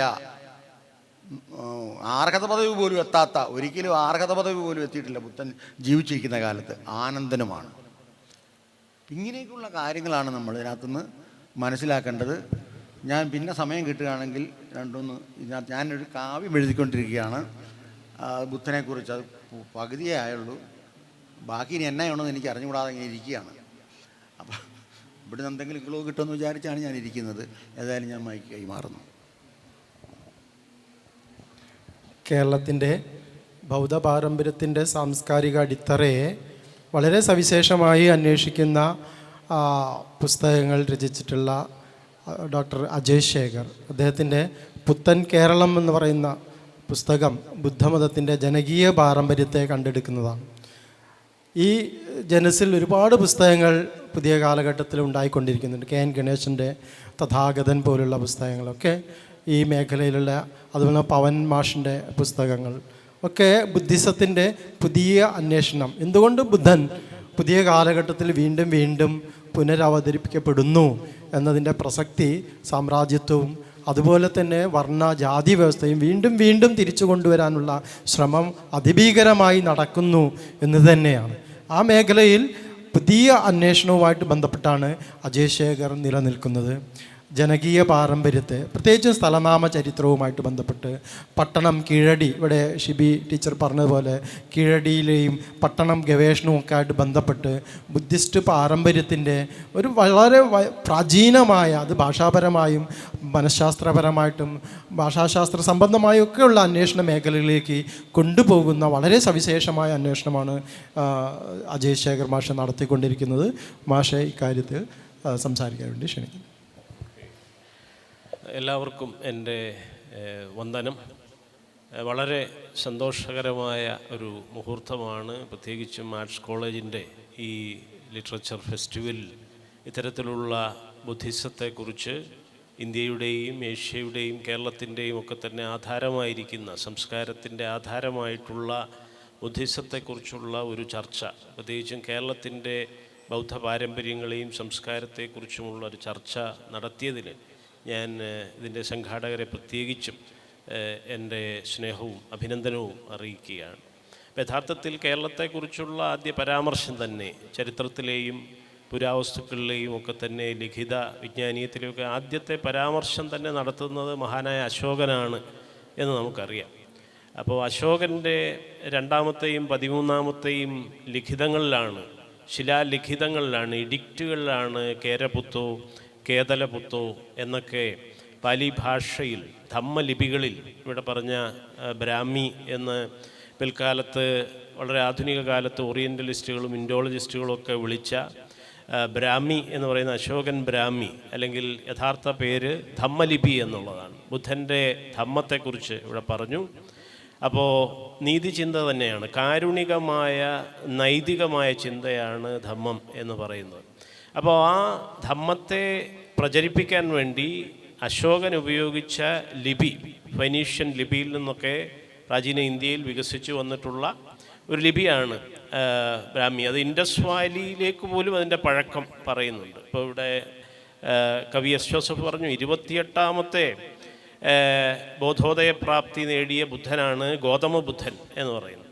അപ്പോൾ അതിനു മുമ്പ് 27 പേരുണ്ടായിരുന്നു. അപ്പോൾ അത്രയും തലമുറകൾ പരിശോധിച്ചാൽ അത് ഇൻഡസ് വാലിയിലേക്ക് തന്നെയാണ് പോകുന്നത്. അപ്പോൾ നമ്മുടെ സിന്ധു നദിയുമായി ബന്ധപ്പെട്ട, ഇൻഡസുമായി ബന്ധപ്പെട്ട ഇന്ത്യ എന്ന പേര് തന്നെ വരുന്നത് ഹിന്ദു എന്ന പേര് പോലും ഇന്ത്യു എന്നുള്ളതിൻ്റെ ഒരു ഡിസ്റ്റോർഷനാണ്. നമുക്കറിയാം, പേർഷ്യക്കാരും അറേബ്യരും ഒക്കെ തന്നെ വാക്കിൻ്റെ ആദ്യത്തിൽ വരുന്ന ആ സ് എന്ന് പറയുന്ന കോൺസണൻറ്റ്, അത് ഹ ആയിട്ടാണ് അവർ ഉച്ചരിക്കുന്നത്. അങ്ങനെയാണ് സിന്ധു എന്നതിന് പകരം ഹിന്ദു എന്ന് അവർ ഉച്ചരിക്കുകയും പിന്നീട് ആധുനിക കാലത്ത് ഇതൊരു പുരാണങ്ങളിലോ അല്ലെങ്കിൽ ശ്രുതി പുരാണ പട്ടത്താനങ്ങളിലൊന്നും ഇല്ലാത്തൊരു വാക്കാണ് ഈ ഹിന്ദു. അത് പേർഷ്യക്കാരും അറേബ്യരും ഉപയോഗിച്ചതാണ്. അപ്പോൾ ആ സൈന്ധവത്തിൽ തുടങ്ങുന്ന, അതായത് BC 5000 അപ്പുറത്തേക്ക് പോകുന്ന ലോകത്തെ തന്നെ ഏറ്റവും പ്രാചീനമായ നാഗരികതകളിൽ ഒന്നായിട്ടുള്ള, അല്ലെങ്കിൽ സുമേറിയൻ, യുഫ്രട്ടീസ്, ഗ്രീക്ക്, ചൈനീസ് എന്നൊക്കെ പറയുന്ന നാഗരികതയുമായിട്ട് നിൽക്കുന്ന അത്രയും പ്രാചീനമായ നാഗരികതയിലുണ്ടായിട്ടുള്ള ഒരു അമണ പാരമ്പര്യമാണ്. സംസ്കൃതത്തിൽ പറഞ്ഞാൽ ഒരു ശ്രമണ പാരമ്പര്യം. അതിൽ ഈ പറയുന്ന ജൈനരുടേതായിട്ടുള്ള, ജൈന ഗുരുക്കന്മാരുടേതായിട്ടുള്ള ധാരകളുണ്ട്. അതിന് തീർത്ഥങ്കരന്മാർ എന്ന് പറയും. ഇപ്പോൾ ബുദ്ധന് സമകാലികനായിരുന്ന വർദ്ധമാന മഹാവീരനെയാണ് നമ്മൾ ഏറ്റവും വലിയ ജൈന ബിംബമായിട്ട് കാണുന്നത്. അദ്ദേഹമാണെങ്കിൽ 24ാമത്തെ തീർത്ഥങ്കരനാണ്. അപ്പോൾ ജൈന പരമ്പര അദ്ദേഹത്തിന് മുമ്പ് 23ലേക്ക് പോകും. അത്രയും ഇൻഡസ് വാലിയിലേക്ക് തന്നെയാണ് ആ പഴക്കം പോകും. അതിനും അപ്പുറത്തേക്ക് പോകുന്ന ബഹുജന പാരമ്പര്യമാണ്, അല്ലെങ്കിൽ ജനകീയമായിട്ടുള്ള ജനായത്തപരമായ ജനങ്ങളുടെ ജീവിത സംസ്കാരം. അതാണ് യഥാർത്ഥത്തിൽ ബുദ്ധൻ. അത് ഗൗതമ ബുദ്ധനിൽ തുടങ്ങുന്നതല്ല. അദ്ദേഹം അതിന് കൂടുതൽ സൈദ്ധാന്തികവും തത്വചിന്താപരവും മനഃശാസ്ത്രപരവും ഒക്കെ ആയിട്ടുള്ള കൂടുതൽ വിപുലീകരണങ്ങൾ നൽകി ഏറ്റവും ബഹുജനോന്മുഖമായി നടന്ന് സഞ്ചരിച്ച് ഏഷ്യയിലെമ്പാടും, ഇന്ത്യൻ ഉപഭൂഖണ്ഡങ്ങളിൽ മാത്രമല്ല, ഇപ്പോൾ ദീപവംശം, മഹാവംശം ഒക്കെ സിൻഹളീസ് ക്രോണിക്കിൾസ് അനുസരിച്ച് ശ്രീലങ്കയിൽ പോലും അദ്ദേഹം നടന്ന് സഞ്ചരിച്ചു എന്നാണ് പറയുന്നത്. ഇപ്പോൾ അശോകനും അദ്ദേഹത്തിൻ്റെ മക്കളുമൊക്കെ ശ്രീലങ്കയിലേക്ക് പോകാനുള്ള കാരണം തന്നെ ഗയയിൽ നിന്ന് ഇതുപോലുള്ള ഒരു ബോധിവൃക്ഷത്തിൻ്റെ ശാഖയും വേര് പടർത്തിയെടുത്തുകൊണ്ടാണ് അശോകൻ്റെ സ്വന്തം മകളായിട്ടുള്ള സംഘമിത്ത അവർ ഗയയിൽ നിന്ന് ആ ബോധിവൃക്ഷത്തിൻ്റെ ഒരു തൈയുമായിട്ട് പോയിട്ടാണ് അനുരാധപുരത്തേക്ക് പോയി, സിലോണിലേക്ക് പോയിട്ട് അവിടെ അത് വെച്ച് വളർത്തി അനുരാധപുരത്തെ അവിടെ പ്രബുദ്ധമാക്കി മാറ്റുകയാണ് ഉണ്ടായത്. അപ്പോൾ അങ്ങനെയാണ് ഈ പറയുന്ന സിംഹളം അല്ലെങ്കിൽ സിലോൺ എന്ന് പറയുന്ന രാജ്യം, ശ്രീലങ്ക എന്ന് പിന്നീട് അറിയപ്പെടുന്ന ആ രാജ്യം ബൗദ്ധമായി മാറിയത്. ചാത്തനാരുടെ കാവ്യം, കവി എസ് ജോസഫ് പറയുന്നത്, അദ്ദേഹം പുതിയൊരു കാവ്യം എഴുതിക്കൊണ്ടിരിക്കുകയാണ്. അപ്പോൾ ഇത് എഴുതിയത് ആദ്യം ചാത്തനാരാണ്. ഇളങ്കോ ജൈനമായിട്ടുള്ളൊരു മഹാകാവ്യം. ഇളങ്കോയുടെയും ചാത്തനാരുടെയൊക്കെ സമകാലികനായിരുന്നു അവർ. ഈ വള്ളുവരടക്കമുള്ള തിരുവള്ളുവരുടെ തിരുക്കുറളിൽ കാണുന്ന ശ്രമണ പാരമ്പര്യം ബൗദ്ധവും ജൈനവും ആജീവകവുമായിട്ടുള്ള ഒരു ദ്രാവിഡ പാരമ്പര്യമാണ് നമുക്ക് തെന്നിന്ത്യയുടെ തന്നെ ആധാരമായിട്ടുള്ള ഈ പറയുന്ന വള്ളുവരുടെ കവിതയും. ആദ്യത്തെ ഔവ്യാർ എന്ന് പറയുന്ന വള്ളുവരുടെ ഒരു സഹോദരിയാണ്. അപ്പോൾ അവരെഴുതിയതും തെരീഗാഥയുടെ, തെരവാദികളുടെ പാരമ്പര്യത്തെയാണ് തേരന്മാരും തേരിമാരും എന്ന് പറയുന്നത്. അപ്പോൾ ഭിക്ഷുണിമാരാണ് തേരിമാർ. ആ തേരിമാരുടെ ഗാഥയുടെ പാരമ്പര്യത്തിലാണ് ഔവ്യാർ എഴുതിയത്. ആ ബൗദ്ധവും ജൈനവും ആജീവവും ഒക്കെ ആയിട്ടുള്ള ശ്രമണ തെന്നിന്ത്യൻ ദ്രാവിഡ പാരമ്പര്യത്തിലാണ് തിരുവള്ളുവർ തിരുക്കുറൾ എഴുതിയത്. നാരായണഗുരു തന്നെ അദ്ദേഹത്തിൻ്റെ ജീവിത തുടങ്ങുന്നത് തന്നെ, അദ്ദേഹത്തിൻ്റെ കാവ്യജീവിതം ആരംഭിക്കുന്നത് തന്നെ തിരുക്കുറലിനെ പരിഭാഷപ്പെടുത്തിക്കൊണ്ടാണ്. അകാരമാം എഴുത്ത് ആദിയാം എല്ലാ എഴുത്തിനും എന്ന് പറഞ്ഞുകൊണ്ട് തിരുവള്ളുവരെ ഉപജീവിച്ചുകൊണ്ടാണ് അദ്ദേഹത്തിൻ്റെ കാവ്യജീവിതം തന്നെ തമിഴിൽ നിന്നാണ് ഒരു ആധുനിക മലയാളത്തിലേക്ക് തുടങ്ങുന്നത്. അപ്പോൾ ഞാൻ പറഞ്ഞത് ഇതൊക്കെ നമ്മുടെ സംസ്കാരത്തിൻ്റെ ആധാരങ്ങളാണ്. ചാത്തനാരുടെ മണിമേഖലയാകട്ടെ, അവിടെ മണിമേഖല ഇതുപോലെ അശോകൻ്റെ മകളെ പോലെയാണ് മണിമേഖലയെ നിർമ്മിച്ചിരിക്കുന്നത്. അശോകൻ്റെ മകളായ സംഘമിത്തയുടെ അതേ രീതിയിൽ തന്നെയാണ് മണിമേഖല ലോകസഞ്ചാരം ചെയ്യുന്ന ഒരു മഹാഭിക്ഷുണിയും ഒരു വലിയ അധ്യാപികയും, ലോകാധ്യാപികയായി മാറിക്കൊണ്ട് കപ്പലുകളിൽ സഞ്ചരിച്ച് സൗത്ത് ഏഷ്യയിലും സിലോണിലും സൗത്ത് ഇന്ത്യയിലും ഒക്കെ പോയി, സൗത്ത് ഇന്ത്യയിൽ നിന്നാണ് അവർ പോകുന്നത് തന്നെ, തമിഴകത്തുള്ള ഒരു ഭിക്ഷുണിയായിരുന്നു. മണിമേഖല വിഹാരമാണ് ഇപ്പോഴും അവിടെ കാമാക്ഷി അമ്മൻ കോവിലായിട്ട് നമ്മുടെ പഴയ ബൗദ്ധ കാഞ്ചി ആയിരുന്ന ഇന്നത്തെ കാഞ്ചീപുരത്ത് നിൽക്കുന്നത് മണിമേഖല വിഹാരം തന്നെയാണ്. നമുക്കറിയാം, പഴയ എല്ലാ അമ്പലങ്ങളും യഥാർത്ഥത്തിൽ ഈ പറയുന്ന അമ്പലം എന്ന വാക്ക് തന്നെ അൻപിൻ്റെ ആലയം പറഞ്ഞ കാരുണ്യത്തെക്കുറിച്ച് കവി എസ് ജോസഫ് പറയുകയുണ്ടായി. അപ്പോൾ ആ കാരുണ്യത്തിൻ്റെ അല്ലെങ്കിൽ അൻപിൻ്റെ, നാരായണഗുരുവാണ് കേരളത്തിൽ വീണ്ടും തിരുവള്ളൂരെയൊക്കെ ഉപജീവിച്ചുകൊണ്ട് അത് ഹിറ്റാക്കി മാറ്റിയത് ഗുരുവിൻ്റെ പ്രയോഗമാണ്. അറിവൻപനുകമ്പ മൂന്നിനും പൊരുളെന്നാണിത് ജീവദാരുകം, അരുളുള്ളവനാണ് ജീവി എന്നുരുവിട്ടിടുക ഈ നവാക്ഷരി എന്ന് അനുകമ്പാ ദശകത്തിലൂടെ അതിനെ അനശ്വരമാക്കി കേരളത്തിൽ സ്ഥാപിച്ചത് ആധുനിക കാലത്ത് നാരായണ ഗുരുവാണ്. അദ്ദേഹത്തിൻ്റെ ശിഷ്യനായ സഹോദരനാണ്. ഒരു ബുദ്ധകാണ്ഡം തന്നെ കേരള ഭാഷയിൽ ആദ്യമായിട്ട് 1934 തൻ്റെ പദ്യകൃതികളിൽ പ്രസിദ്ധീകരിച്ചത് സഹോദരൻ അയ്യപ്പനാണ്. ബുദ്ധതത്വ പ്രദീപിക എഴുതിയത് ഇവിടെ മിതവാദി ശ്രീകൃഷ്ണൻ വക്കീലാണ്. ഇപ്പോൾ അറാൻ സ്ക്വയറിൽ ഈ കോഴിക്കോട് ഇപ്പോഴും ബോധിവൃക്ഷം വളരുകയാണ്. ഞാൻ പറഞ്ഞു, ഗയയിൽ നിന്ന് സംഘമിത്ത 2300 വർഷം മുമ്പ് ഒരു ബോധിവൃക്ഷത്തെ കൊണ്ടുപോയി അനുരാധപുരത്ത് കൊണ്ടുപോയി നട്ടു. ആ അനുരാധപുരത്ത് അത് ഇന്നും തുടർച്ചയായി വളരുകയാണ്. ഇന്ത്യയിൽ അത് ബ്രാഹ്മണിക ഭരണകാലത്ത്, പാഷണ്ഡ ബ്രാഹ്മണിക ഭരണകാലത്ത് നിരവധി തവണ നശിപ്പിക്കപ്പെട്ടു. പക്ഷേ അനുരാധപുരത്ത് ശ്രീലങ്കയിൽ അതിപ്പോഴും 2300 വർഷം തുടർച്ചയായി വളർന്നുകൊണ്ടിരിക്കുകയാണ്. ശ്രീ മഹാബോധി എന്നാണ് അവരതിനെ വിളിക്കുന്നത്. നരേന്ദ്രമോദി അടക്കം അവിടെ പോയി അതിനെ വണങ്ങുന്ന ചിത്രങ്ങൾ നിങ്ങൾ കണ്ടിട്ടുണ്ടായിരിക്കാം. അപ്പോൾ അവിടെ നിന്ന് കൊണ്ടുവന്ന ഒരു ബോധിവൃക്ഷത്തിൻ്റെ തൈയാണ് ഇപ്പോൾ ഈ കോഴിക്കോട്ട് കസ്റ്റംസ് റോഡിലുള്ള ബുദ്ധവിഹാരത്തിൽ വളരുകയാണ്. ബുദ്ധവിഹാർ എന്ന് പറഞ്ഞാൽ വീടും വീട്ടുപേരും ഒക്കെ ഇപ്പോഴും ഉണ്ട്. അവിടെ ഒരു വലിയ ബോധിവൃക്ഷം വളർന്നുകൊണ്ടിരിക്കുകയാണ്. 2 ഉണ്ടായിരുന്നു, ഒരെണ്ണം നഷ്ടപ്പെട്ടു പോയി നിർഭാഗ്യവശാൽ. ഒരെണ്ണം ഇപ്പോഴും വളരുകയാണ്. നമ്മുടെ മിതവാദിയും ഭിക്കുവായി മാറിയ ധർമ്മസ്കന്ദൻ, ഇവിടെ താനൂരുണ്ടായിരുന്ന പെരിയാപുരത്തെ ധർമ്മസ്കന്ദൻ എന്ന് പറയുന്ന ഭിക്കുവും, അതുപോലെ മഞ്ചേരി രാമയ്യരും നാരായണ ഗുരുവിൻ്റെ തന്നെ വലിയ ഒരു സഹോദരനും ശിഷ്യ സമാനനുമൊക്കെ ആയിരുന്ന മഞ്ചേരി രാമയ്യർ, അവരൊക്കെയാണല്ലോ ഇവിടെ 1917 ആ കളക്ടറുടെ പോലും ഉത്തരവ് ലംഘിച്ചുകൊണ്ട് സഞ്ചാര സ്വാതന്ത്ര്യ സമരം നടത്തി ഈ തളി ക്ഷേത്രത്തിന് ചുറ്റുമുണ്ടായിരുന്ന തീണ്ടൽ പലകൾ എടുത്ത് ആ കുളത്തിലേക്ക്, അമ്പലക്കുളത്തിലേക്ക് എറിഞ്ഞത്. അപ്പോൾ ആ മഞ്ചേരി രാമയ്യരും ധർമ്മസ്കന്ദനും അതുപോലെ തന്നെ മിതവാദി ശ്രീകൃഷ്ണനും ഒക്കെ കൂടിയാണ് ആ പാറാൻ സ്ക്വയറിൽ ബുദ്ധവിഹാരം സ്ഥാപിച്ചത്. അവരാണ് ശ്രീലങ്കയിൽ നിന്ന് അനുരാധപുരത്ത് നിന്ന് ആ ബോധിവൃക്ഷത്തെ കൊണ്ടുവന്ന് ഇവിടെ സ്ഥാപിച്ചത്. ഇവിടെ മണ്ണൂർ വളവിലാണ്, ഈ പുഴയുടെ ചാലിയാറിൻ്റെ തെക്കേക്കരയിലാണ് ഫറൂഖിലെ മണ്ണൂർ വളവിൽ അവരുടെ വലിയ ചൈത്യ വിഹാരം തന്നെ ഉണ്ടായിരുന്നു. ഇപ്പോഴും അതിൻ്റെ അവശിഷ്ടങ്ങൾ നമുക്ക് ഫറൂഖിലെ മണ്ണൂർ വളവിനടുത്ത് മിതവാദിയുടെയും ധർമ്മസ്കന്ദൻ്റെയും അവരുടെ ചൈത്യവിഹാരത്തിൻ്റെ അവശിഷ്ടം, അതിനകത്ത് ബുദ്ധൻ്റെ ഒരു മ്യൂറലുണ്ട്, 1930കളിൽ തുടങ്ങിയതാണ്. അതുപോലെ മഹാബോധി മിഷൻ അവർ കാലിക്കറ്റ് കേന്ദ്രീകരിച്ച് നടത്തിയിട്ടുണ്ട്. അവിടെ 5 പേരുടെ 5 ബുദ്ധഭിക്ഷുക്കളുടെ ശ്രീലങ്കയിൽ അടക്കം പോയി സൗത്ത് ഏഷ്യയിൽ സഞ്ചരിച്ച് ദീക്ഷ സ്വീകരിച്ച് പണ്ഡിറ്റ് അയോധ്യദാസരൊക്കെ പോയതുപോലെ അവിടെ പോയി ദീക്ഷ സ്വീകരിച്ച് വന്ന ഇവിടെ മിഷണറി പ്രവർത്തനങ്ങൾ നടത്തിയ കേരളീയരായിട്ടുള്ള മലബാറുകാരായിട്ടുള്ള 5 ബുദ്ധ ഭിക്ഷുക്കളുടെ ചൈത്യങ്ങൾ തന്നെ എന്ന് പറഞ്ഞാൽ ചിത, അവരെ ദഹിപ്പിച്ചിട്ടുള്ള ചിതയുടെ സ്മാരക ഫലകങ്ങൾ വെച്ചിട്ടുള്ള കബറ് തന്നെയാണ് ഈ ചൈത്യം എന്ന് ബുദ്ധിസത്തിൽ അറിയപ്പെടുന്നത്. ആ 5 ചൈത്യങ്ങൾ ഇപ്പോഴും അവിടെ ഉണ്ട്. ഇതെല്ലാം ലോക പൈതൃകമാണ്. UN അടക്കം കേരളത്തിൻ്റെ ആർക്കിയോളജി മാത്രമല്ല, അല്ലെങ്കിൽ ആർക്കിയോളജിക്കൽ സർവേ ഓഫ് ഇന്ത്യ മാത്രമല്ല, UN തന്നെ ലോക പൈതൃകമാക്കി കാണിക്കേണ്ട കേരളത്തിൻ്റെ വലിയ പാരമ്പര്യമാണ് ഈ കോഴിക്കോട്ടുള്ളത്. ഇപ്പം 2 ബോധിവൃക്ഷങ്ങൾ അനുരാധപുരത്തു നിന്ന് കൊണ്ടുവന്ന് വെച്ചതുണ്ടായിരുന്നു. ഡോക്ടർ കെ സുഗതൻ, അദ്ദേഹം ഇതിനെക്കുറിച്ചൊക്കെ എഴുതിയിട്ടുള്ള 3-4 പുസ്തകങ്ങൾ പ്രസിദ്ധീകരിച്ചിട്ടുണ്ട്. അദ്ദേഹം പറയുന്നത് അത് ഗയയിലെ ബോധിവൃക്ഷത്തിൻ്റെ ഗ്രാൻഡ് ഡോട്ടറാണ്, അല്ലെങ്കിൽ ചെറുമകളാണ് അത് എന്നാണ്. കാരണം സംഘമിത്തായ 2300 വർഷം മുമ്പ് ഗയയിൽ നിന്ന് അത് ശ്രീലങ്കയിലെ അനുരാധപുരത്ത് കൊണ്ടുവച്ചു.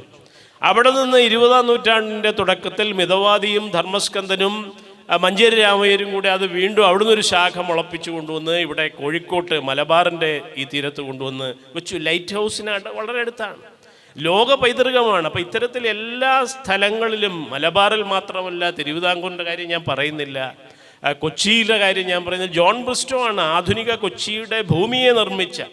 പണ്ഡിറ്റ് കറുപ്പനെ കുറിച്ച് പറയുന്നത് പോലെയാണ്, നിലത്ത് കാലുകുത്താൻ അവകാശമില്ലാത്ത കാലത്ത് കായലിൽ വള്ളം കെട്ടി അവിടെ സമരവും സമ്മേളനവും നടത്തിയ പണ്ഡിറ്റ് കറുപ്പനെ പോലെ അതിന് തൊട്ട് മുമ്പ് തന്നെ ആ കൊച്ചിയിലെ വെല്ലിംഗ്ടൺ ഐലൻഡ് അടക്കമുള്ള ഭൂമിയെ റീക്ലെയിം ചെയ്ത ജോൺ ബ്രിസ്റ്റോ എന്ന് പറയുന്ന ബ്രിട്ടീഷുകാരനായിട്ടുള്ള എഞ്ചിനീയർ, അദ്ദേഹത്തിൻ്റെ കാലത്താണ് കരുമാടിക്കുട്ടൻ അടക്കം മട്ടാഞ്ചേരിയിലെ പഴയ ബുദ്ധവിഹാരത്തിലെ ആ വെണ്ണക്കൽ ബോധി ശില്പം അടക്കം അതിന്ന് ബ്രിട്ടനിലേക്ക് കയറിപ്പോയി.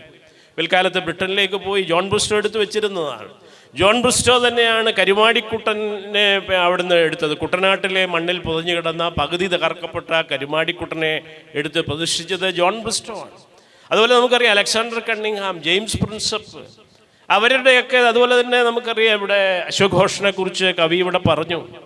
ആശാൻ്റെ തന്നെ ഈ വലിയ കാവ്യം ഉണ്ടാകുന്നത് യഥാർത്ഥത്തിൽ ബ്രിട്ടീഷുകാരനായിട്ടുള്ള ഒരു ക്രൈസ്തവനായ അലക്സാണ്ടർ കണ്ണിങ്ഹാമിനെ പോലെ ക്രൈസ്തവനായ ബ്രിട്ടീഷുകാരനായ ഒരു കവി, എഴുത്തുകാരൻ, ഒരു ചരിത്ര പണ്ഡിതനും ഗവേഷകനും സംസ്കാര പഠിതാവ് ഇവിടെ വന്ന് ഗവേഷണം ചെയ്ത് ബുദ്ധന് ബോധോദയം ലഭിച്ച ഈ ഗയയിലെ ബോധിവൃക്ഷത്തെ വീണ്ടെടുക്കുകയും അതാണ് എൻലൈറ്റൻമെൻ്റ് സ്ഥലവും അതിൻ്റെ കീഴേ കെട്ടിയ വേദിക അല്ലെങ്കിൽ ആൽത്തറ, അതിനാണ് ഡയമണ്ട് സീറ്റ് എന്ന് പറയുന്നത്. ബുദ്ധൻ്റെ വജ്രാസനം, അദ്ദേഹത്തിൻ്റെ ചിന്തയും മനനവും ഒക്കെ നടന്ന ആ വജ്രാസനം, ആ സീറ്റിനെ അശോകൻ കെട്ടി സംരക്ഷിച്ച് മഹാബോധി വിഹാരം ആക്കി പണിതത്.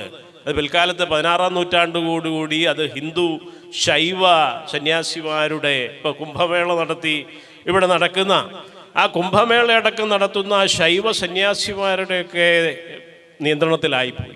ഇപ്പോഴും ഗയ ആക്ട് അനുസരിച്ച്, ഇന്ത്യൻ ഭരണഘടന വരുന്നതിന് തൊട്ടുമുമ്പ് പൂർത്തീകരിച്ച ഗയ ആക്ട് അനുസരിച്ച് അതിൽ ഹിന്ദുക്കൾക്ക്, ബ്രാഹ്മണിക ഹിന്ദുക്കൾക്ക് മേൽക്കൈയാണ്. അപ്പം അത്തരത്തിലുള്ള വലിയ ഭീകരധ്വംസനങ്ങൾ നമ്മുടെ ഭരണഘടനാപരമായ മൗലികാവകാശങ്ങളെപ്പോലും ലംഘിക്കുന്ന, മൈനോറിറ്റി റൈറ്റ്സിനെയൊക്കെ ലംഘിക്കുന്ന തരത്തിലുള്ള ഭീകരത നടമാടിക്കൊണ്ടിരിക്കുകയാണ്.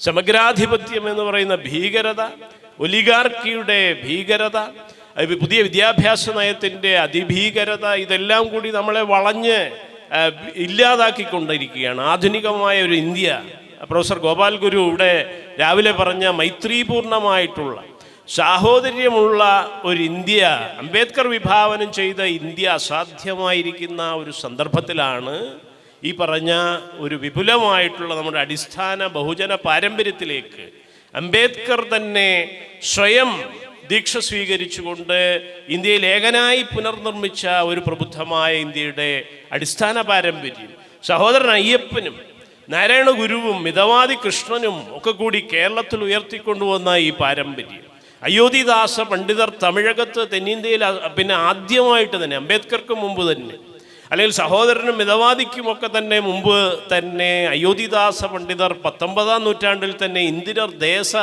ചരിത്രം എഴുതിക്കൊണ്ട്, അതായത് തമിഴകത്തിൻ്റെ തെന്നിന്ത്യയുടെ ബൗദ്ധ ചരിത്രം തന്നെ അദ്ദേഹം ഭാവനാത്മകമായി നിർമ്മിച്ചുകൊണ്ട് അദ്ദേഹം കൊണ്ടുവന്നിട്ടുള്ള ഒരു വ്യവഹാരമാണ്, അടിത്തട്ട് വ്യവഹാരം തന്നെയാണ് ഇന്ത്യയിലെ എല്ലാ തൊട്ടുകൂടാത്തവരുടെയും 90% വരുന്ന ബഹുജനങ്ങളുടെ ഒക്കെ തന്നെ പ്രബുദ്ധമായ ഒരു പാരമ്പര്യമാണ് ഇത് ഭരണഘടനാപരമായ ഒരു നൈതിക സംസ്കാരമാണ്. അതാണ് അംബേദ്കർ വളരെയധികം വിഭാവനം ചെയ്തിട്ടുള്ളത്. അംബേദ്കർ പറയുന്നുണ്ട്, ഇതൊരു സാമ്പ്രദായിക മതമല്ല, ഇതൊരു സാമൂഹ്യ തത്വചിന്തയാണ്. ഉൾക്കൊള്ളലിൻ്റെയും പ്രാതിനിധ്യത്തിൻ്റെയും പ്രതിനിധാനത്തിൻ്റെയുമായിട്ടുള്ള സ്വാതന്ത്ര്യ സമത്വ സഹോദര്യങ്ങളെ, ആധുനികതയുടെ ജനായത്വ മൂല്യങ്ങളെ വീണ്ടെടുക്കുന്ന ഒരു ജനായത്വ സംസ്കാരം തന്നെയാണ്, ഒരു ജീവിത സംസ്കാരമാണ് എന്ന് നമ്മുടെ ഭരണഘടനാ ശില്പി തന്നെ വ്യക്തമാക്കിയിട്ടുണ്ട്. നമ്മുടെ ഭരണഘടന ഇവിടെ പറഞ്ഞ അടയാളങ്ങളെക്കുറിച്ച് കവി ഇവിടെ പറഞ്ഞു. ആ ചതുർമുഖ സിംഹങ്ങൾ സാരനാഥിലെ അശോക സ്തംഭത്തിൻ്റെ മകുടമായിരുന്നു. ആ സാരനാഥിലെ സിംഹങ്ങൾ അശോക ചക്രത്തെക്കുറിച്ച് പറഞ്ഞു. അപ്പോൾ ആ രീതിയിൽ ആ വളരെ വിപുലമായിട്ടുള്ള ഗഹനമായിട്ടുള്ള തത്വചിന്തയിലും കലാചിന്തയിലും ലാവണ്യശാസ്ത്രത്തിലും ഐക്കണോഗ്രഫിയിലും വാസ്തുശില്പത്തിലും ചിത്രത്തിലും ആഖ്യാനങ്ങളിലും ഒക്കെ തന്നെ ഏത് മേഖല എടുത്താലും, ഇവിടെ കളമെഴുത്തും പാട്ടിനെക്കുറിച്ച് പറഞ്ഞു. അപ്പോൾ ഏത് മേഖല എടുത്താലും അതിനെക്കുറിച്ച് കൂടുതൽ വിമർശാത്മകമായി നാം ഗവേഷണം ചെയ്യുമ്പോൾ, പ്രത്യേകിച്ച് കേരളത്തിൻ്റെ വിജ്ഞാന പാരമ്പര്യങ്ങളെക്കുറിച്ച് നാം അന്വേഷിക്കുമ്പോൾ നാം എത്തുന്നത് മറ്റൊന്നിലല്ല. കാരണം അതുതന്നെയാണ് നാരായണ ഗുരു 1918 തന്നെ അദ്ദേഹം ശ്രീലങ്ക സന്ദർശിച്ചുകൊണ്ട് പറഞ്ഞു, നമ്മുടേതും ബുദ്ധമതം തന്നെ, അസന്നിഗ്ധമായി പറഞ്ഞു. 1926 രണ്ടാമത്തെ തവണ അദ്ദേഹം ശ്രീലങ്ക സന്ദർശിച്ചപ്പോൾ, അംബേദ്കറും 2 തവണ ശ്രീലങ്ക സന്ദർശിച്ചിട്ടുണ്ട്, മ്യാൻമാർ സന്ദർശിച്ചിട്ടുണ്ട്, ഇതിനെക്കുറിച്ച് പഠിക്കാനാണ്. അപ്പോൾ അദ്ദേഹം പറഞ്ഞു, നാം ഇനി മലയാളത്തിലേക്കില്ല എന്നാണ് അദ്ദേഹം പറഞ്ഞത്. അപ്പോൾ ഇത്തരത്തിലുള്ള വലിയ ചരിത്ര പ്രസ്താവനകളും അല്ലെങ്കിൽ അമരകോശം തന്നെ ഉദ്ധരിച്ചുകൊണ്ട് നാരായണ ഗുരു അടക്കം വ്യക്തമാക്കിയിട്ടുള്ള, സഹോദരൻ അയ്യപ്പൻ വ്യക്തമാക്കിയിട്ടുള്ള ബാബാ സാഹേബ് അംബേദ്കർ വളരെ വിപുലീകരണത്തോടുകൂടി നമ്മുടെ ഭരണഘടനയിലേക്ക്, നീതി നിയമ വ്യവസ്ഥയിലേക്ക് തന്നെ, രാജ്യത്തിൻ്റെ തന്നെ അടിത്തറയാക്കി വെച്ചിട്ടുള്ള ഒരു ജനായത്വ സംസ്കാരവും അനുകമ്പയുടെയും നീതിയുടെയും ഒരു കാവ്യശാസ്ത്രവുമാണ് ബുദ്ധിസം എന്ന് പുതിയ തലമുറയെ ഓർമ്മിപ്പിക്കാൻ മാത്രം സമയപരിമിതി കൊണ്ട് ഞാനിവിടെ ചുരുക്കുന്നു. താങ്ക് യു മോശെ. നമുക്ക് 1 മണിക്ക് തന്നെ അവസാനിപ്പിക്കേണ്ടതുണ്ട്. 1 മണി ആയിട്ട് നമ്മൾ 12:10 നമ്മൾ സ്റ്റാർട്ട് ചെയ്തിട്ടുണ്ടായിരുന്നത്. അപ്പോൾ എന്തായാലും ഓഡിയൻസിന് ഒരു 1-2 ചോദ്യങ്ങൾ മാത്രം ചോദിക്കാം. ഈ സെഷൻ ഇവിടെ 2 ശ്ലോകം കൂടി ചൊല്ലാൻ ജോസ് മാഷ് ആവശ്യപ്പെട്ടിട്ടുണ്ട്. ഇതുമായി ബന്ധപ്പെട്ടുള്ള ഒരു ശ്ലോകം ചൊല്ലുന്നതാണ്.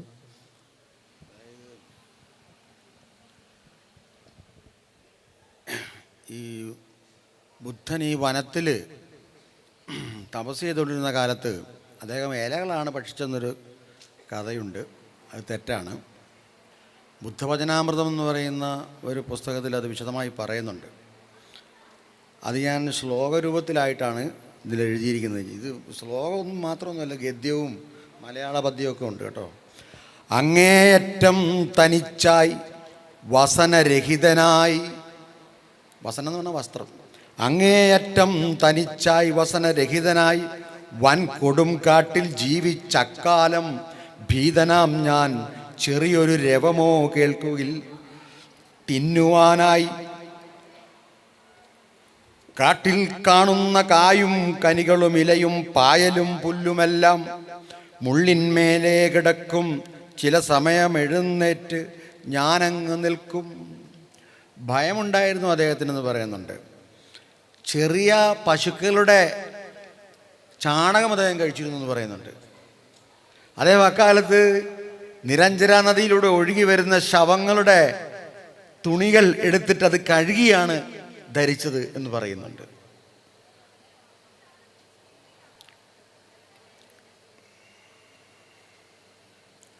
ഒരു ശ്ലോകം കൂടെ ചൊല്ലി അവസാനിപ്പിക്കാം.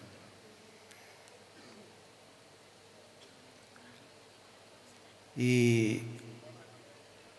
വൃക്ഷച്ചോട്ടിൽ നിതാന്തം മനനമതിബലം ബാഹ്യലോകങ്ങൾ മായും.